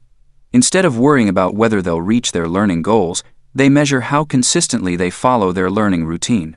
The best systems convert complex outcomes into simple, daily inputs. Want to become an expert in your field? The system might be reading one industry article every morning with coffee. Want to build a valuable professional network? The system might be reaching out to one new contact every weekday and following up with 2 existing contacts. Want to develop multiple income streams? The system might be spending 30 minutes each evening researching potential opportunities and tracking them in a simple document. Effective systems also include what millionaires call fail-safes, mechanisms that keep the system running even when circumstances aren't ideal. They understand that perfectionism kills momentum. If your system requires ideal conditions to function, it will fail when life gets complicated. Good systems are designed to work even when you're busy, tired, traveling, or dealing with unexpected challenges. This might mean creating minimum viable versions of important activities. Maybe your full learning routine involves reading for an hour each morning, but your fail-safe version is reading 1 page before bed. Maybe your networking system typically involves attending 2 events per month, but the fail-safe is sending 3 connection messages from your phone. The key is maintaining the pattern even when you can't execute at full capacity. Millionaires also build feedback loops into their systems. They create simple ways to track whether their systems are working and adjust when they're not. This might be as basic as a weekly review where they look at their leading indicators and ask what's working, what's not, and what needs to change. They treat their systems like living documents that evolve based on results and circumstances. The scorecard for systems thinking is remarkably simple. Instead of measuring yourself against distant goals, you measure system consistency. Did you follow your wealth-building routine today? Did you complete your learning system this week? Are your networking activities happening according to plan this month? These binary measures remove ambiguity and emotion from the equation. You either followed the system or you didn't. This clarity makes it easy to spot patterns and make corrections before small problems become big ones. Perhaps most importantly, systems create what millionaires call sustainable momentum. Goals often create boom and bust cycles of effort. You work intensely toward a goal, hopefully achieve it, then need to find motivation for the next challenge. Systems create steady, sustainable progress that doesn't depend on constant motivation or dramatic lifestyle changes. They become part of who you are, rather than something you're trying to do. The mental shift from goals to systems represents a fundamental change in how millionaires approach achievement. They stop asking, "What do I want to accomplish?" and start asking, "What kind of person do I need to become? And what systems would that person follow?" They recognize that outcomes are byproducts of identity, and identity is shaped by repeated actions organized into reliable patterns. Your systems become your signature. They're the invisible architecture that supports everything visible in your life. Like compound interest, they work quietly in the background, creating results that seem almost magical to outside observers. People see the outcomes but miss the machinery that produced them. They see the successful business, the impressive network, the growing wealth, but they don't see the daily systems that made these results inevitable. Building wealth isn't about having the right goals. It's about having the right systems and following them long enough for compound effects to take hold. Goals might inspire you to start, but systems ensure you finish. The question isn't what you want to achieve, it's what systems you're willing to build and follow. Answer that question correctly, and your goals will take care of themselves. 16. Risk craft. Concentrate, then diversify. The wealthy person thinks about risk differently than everyone else. While most people see risk as something to avoid, millionaires see it as something to manage. They understand that the biggest risk is not taking enough risk when you have an edge, and taking too much risk when you need to preserve what you have built. This creates what appears to be a contradiction in how rich people behave. At certain times, they put most of their energy and resources into one opportunity. At other times, they spread their holdings across many different areas. The timing of when to concentrate and when to diversify separates those who build lasting wealth from those who make money only to lose it. Most people get this backwards. They diversify when they should concentrate, spreading their limited time and money across too many things when they are starting out. Then, after they have some success, they keep all their wealth in the one thing that made them rich, failing to protect their gains. This pattern creates many stories of fortunes made and lost. The millionaire mindset follows a different pattern. When building wealth, they concentrate their efforts where they have the greatest advantage. They recognize that you cannot create significant wealth by spreading thin across many activities. Wealth comes from finding something you can do better than most people and putting substantial resources behind that advantage. This concentration requires honest assessment of where your edge truly lies. Most people think they have advantages in areas where they actually do not. The wealthy person tests their supposed edge with real money and real time before betting heavily. They look for evidence that their approach produces better results than alternatives, not just different results. When you have identified a real edge, the wealthy mindset says to size your position according to both your confidence and the potential outcome. If you are moderately confident about a moderately good opportunity, you invest moderately. If you are highly confident about an exceptional opportunity, you invest heavily. Most people invest the same amount in everything, which means they underinvest in their best opportunities and overinvest in mediocre ones. The key insight is that your best opportunities may only come a few times in your lifetime. When they appear, you must be positioned to take meaningful advantage. This means maintaining the resources and flexibility to act decisively when your edge is strongest.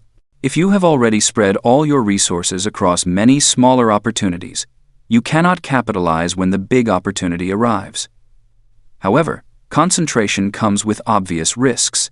Putting most of your resources behind one opportunity means that if you are wrong, you lose most of what you have. The wealthy mindset manages this through careful position sizing and clear exit rules. They never bet more than they can afford to lose, even on their highest conviction opportunities. More importantly, they do not confuse concentration with blindness. They constantly monitor whether their edge is still intact and whether the opportunity is developing as expected. They set specific conditions that would cause them to reduce their position or exit entirely. This is very different from hoping and holding when things go wrong. The wealthy person also understands that concentration is a temporary strategy. Once concentrated positions have produced significant gains, the strategy shifts to preservation through diversification. This is where many people who successfully build wealth end up losing it. They continue concentrating even after they have won, treating every success as evidence they should bet even bigger next time. The millionaire knows that after you have built substantial wealth, your priority shifts from creating wealth to keeping wealth. This requires a completely different approach to risk. Instead of looking for ways to double your money, you look for ways to ensure you do not lose large portions of it. Instead of seeking the highest returns, you seek the most reliable returns that still outpace inflation and taxes. This shift happens not because wealthy people become scared, but because they understand mathematics. When you have little money, you need large percentage gains to create meaningful wealth. When you have substantial money, you need much smaller percentage gains to maintain your lifestyle, and large losses become much more damaging than large gains are beneficial. Diversification for the wealthy person is not about owning a little bit of everything. It is about spreading risk across holdings that do not fail for the same reasons. They look for investments and income, sources that respond to different conditions. When one area struggles, others should remain stable or even benefit. The craft in risk management comes from understanding correlation and causation. Many people think they are diversified because they own different things. But if all their holdings depend on the same underlying factors, they are actually concentrated. True diversification means that your various income sources and investments succeed or fail based on different drivers. This includes geographic diversification, where your holdings are not all subject to the same political and economic forces. It includes time diversification, where your income does not all depend on current market conditions. It includes skill diversification, where your ability to create wealth does not rely entirely on one capability that could become obsolete. The wealthy mindset also recognizes that there are certain risks you should never take, regardless of the potential reward. These are risks that could eliminate your ability to stay in the game entirely.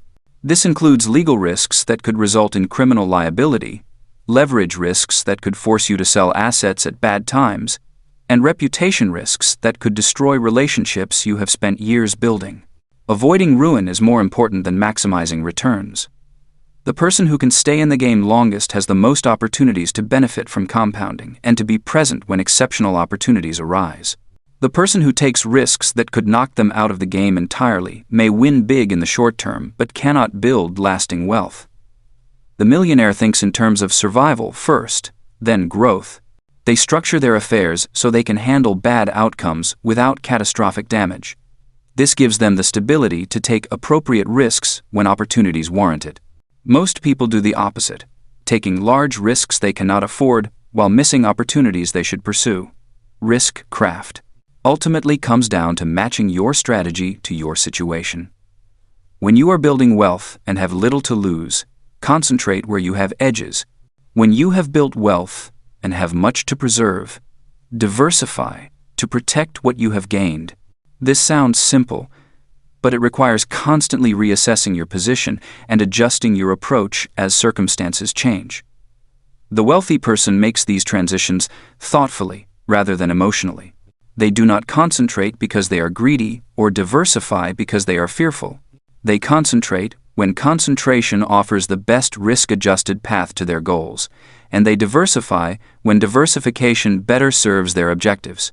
This measured approach to risk allows them to build wealth steadily over time, while avoiding the boom and bust cycles that trap most people. 17. Structure, taxes, and the invisible edge. The difference between making a fortune and keeping a fortune often comes down to invisible decisions that happen behind closed doors.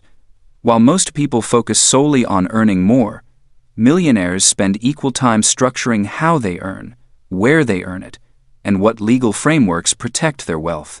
This invisible edge operates in the shadows of public attention, Yet it determines who builds lasting wealth and who watches their hard-earned money slip away through preventable cracks. The wealthy understand a fundamental truth that escapes most earners. How you structure your financial life matters as much as how much you make. A person earning moderate income with proper structure can accumulate more wealth over time than someone earning twice as much with poor structure. This isn't about complicated schemes or aggressive tactics. It's about making intelligent, legal choices that compound over decades. Most people approach taxes and legal structure reactively. They earn money, then figure out what they owe. They start businesses, then scramble to protect them. They accumulate assets, then realize they're exposed to unnecessary risk. Millionaires flip this sequence. They design the structure first, then build wealth within it. They create legal containers that protect and preserve before they have significant assets to protect. This forward-thinking approach creates invisible advantages that become massive over time. The concept of legal structure goes far beyond just saving money on taxes, though that's certainly part of it. Structure creates separation between you personally and your business activities. It establishes clear ownership of assets. It determines how profits flow and how losses are contained. It affects what you can deduct, how you can invest, and what risks you face. Most importantly, proper structure creates options that don't exist without it. Consider how different business structures change your relationship with money. As an employee, you receive a paycheck with taxes already removed. You have few deductions and limited control over timing. As a business owner operating through proper entities, you can control the timing of income, access legitimate business deductions, and choose how profits are distributed. The same economic activity produces different net results based purely on structure. The timing element alone creates enormous advantages. When you control when income is recognized, you can smooth out tax brackets across years. When you can defer income, you extend the time your money compounds before taxes are due. When you can convert ordinary income into long-term capital gains, you reduce the tax rate on the same economic benefit. These aren't loopholes or aggressive positions. They're design features of a system that rewards business ownership and long-term investment. Asset protection represents another invisible edge that proper structure provides. When your personal assets are separate from your business activities, problems in one area don't automatically threaten everything else. When you use appropriate entities, you limit personal liability for business obligations. When you structure ownership correctly, you make it harder for creditors to reach your wealth even if legal problems arise. This protection exists whether you ever need it or not, creating peace of mind that allows for bolder wealth-building moves. The key insight millionaires grasp is that structure must be implemented before you need it. You can't retroactively create asset protection after legal problems arise. You can't restructure to avoid taxes after income has already been earned in a different form. You can't establish business entities after personal liability has attached. The wealthy think ahead and create frameworks that serve them across many years and various circumstances. Professional guidance becomes essential in this area, but most people approach it backwards. They wait until they have substantial wealth before engaging quality advisors, missing years of structural benefits. Millionaires invest in professional guidance early, viewing it as infrastructure that enables wealth building rather than an expense that follows it. The cost of proper professional guidance gets justified across years of benefits, making the investment return obvious in hindsight. The relationship with money itself changes when you understand structure. Instead of thinking purely about gross amounts, you develop instincts for net amounts after considering tax and legal implications. Instead of taking income in whatever form it's offered, you negotiate for forms that work better within your structure. Instead of making financial decisions in isolation, you consider how each choice affects your overall structural efficiency. Estate planning integrates naturally with wealth structure, though most people avoid thinking about it. Millionaires understand that wealth structure isn't just about building and protecting assets during their lifetime. It's about ensuring wealth transfers efficiently to chosen beneficiaries and causes.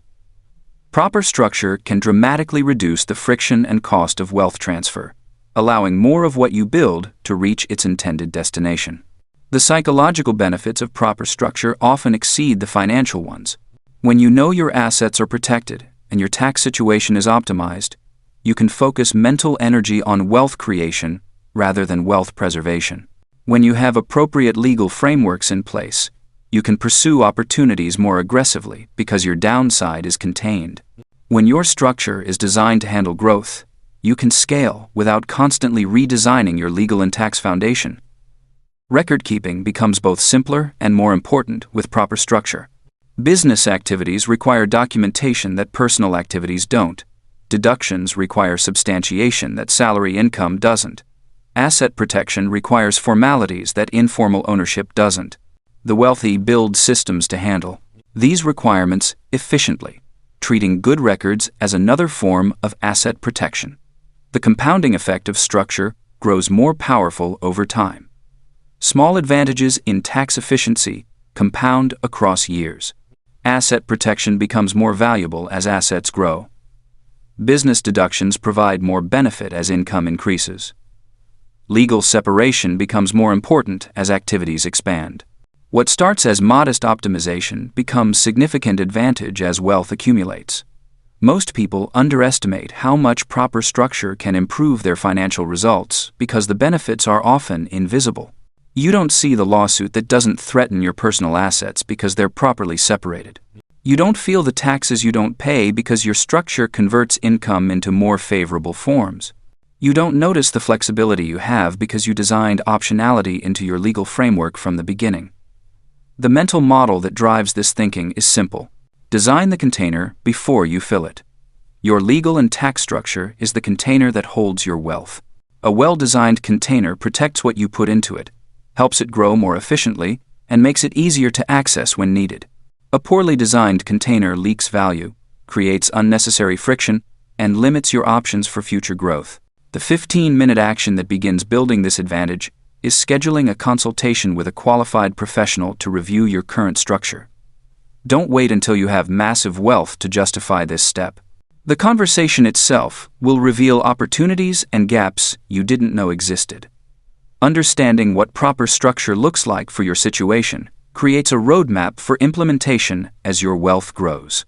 Your scorecard for structural progress tracks 3 elements over time: the percentage of your income that flows through optimized structures, the degree of separation between your personal assets and business activities, and the comprehensiveness of your professional advisory team. These metrics compound as your wealth grows, creating invisible advantages that become visible in your net worth over years and decades. 18. Infinite games. Freedom, legacy, meaning. The difference between finite and infinite games separates those who build temporary wealth from those who create lasting abundance. Finite players seek to win and end the game. Infinite players seek to keep playing and extend the game indefinitely. When you master this distinction, you transform from someone who accumulates money into someone who generates enduring value. Most people approach wealth creation like a finite game. They set a target number, work frantically toward it, and plan to retire when they reach it. They measure success by defeating competitors and crossing finish lines. This mindset creates a dangerous paradox. The harder you chase an endpoint, the more likely you are to make desperate decisions that destroy long-term value.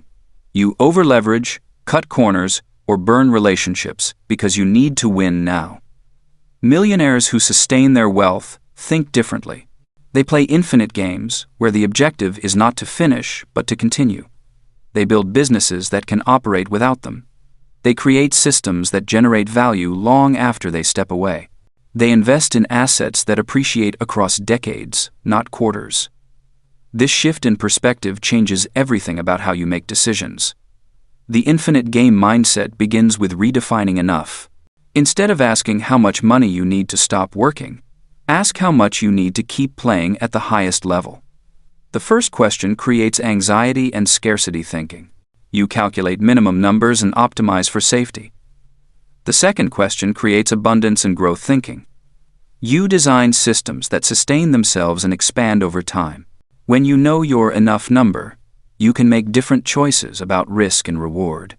You can afford to take longer-term positions because you are not racing against an arbitrary deadline. You can turn down opportunities that compromise your values because you are not desperate for any particular outcome. You can invest in relationships and reputation because you plan to be in the market for decades, not quarters. Freedom becomes your primary currency in infinite games.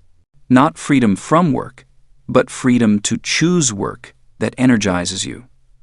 Not freedom from responsibility, but freedom to take responsibility for things that matter. Not freedom from other people, but freedom to collaborate with people you respect. This kind of freedom requires a different relationship with money than most people develop. Money in infinite games serves as fuel, not destination. You need enough to keep playing, but beyond that point, additional money only matters if it expands your ability to create value. This perspective prevents the trap of lifestyle inflation that destroys so many wealthy people. Instead of upgrading your expenses every time your income increases, you upgrade your capacity to generate value for others. The infinite game player invests heavily in 3 areas that finite players often neglect. First, they invest in people.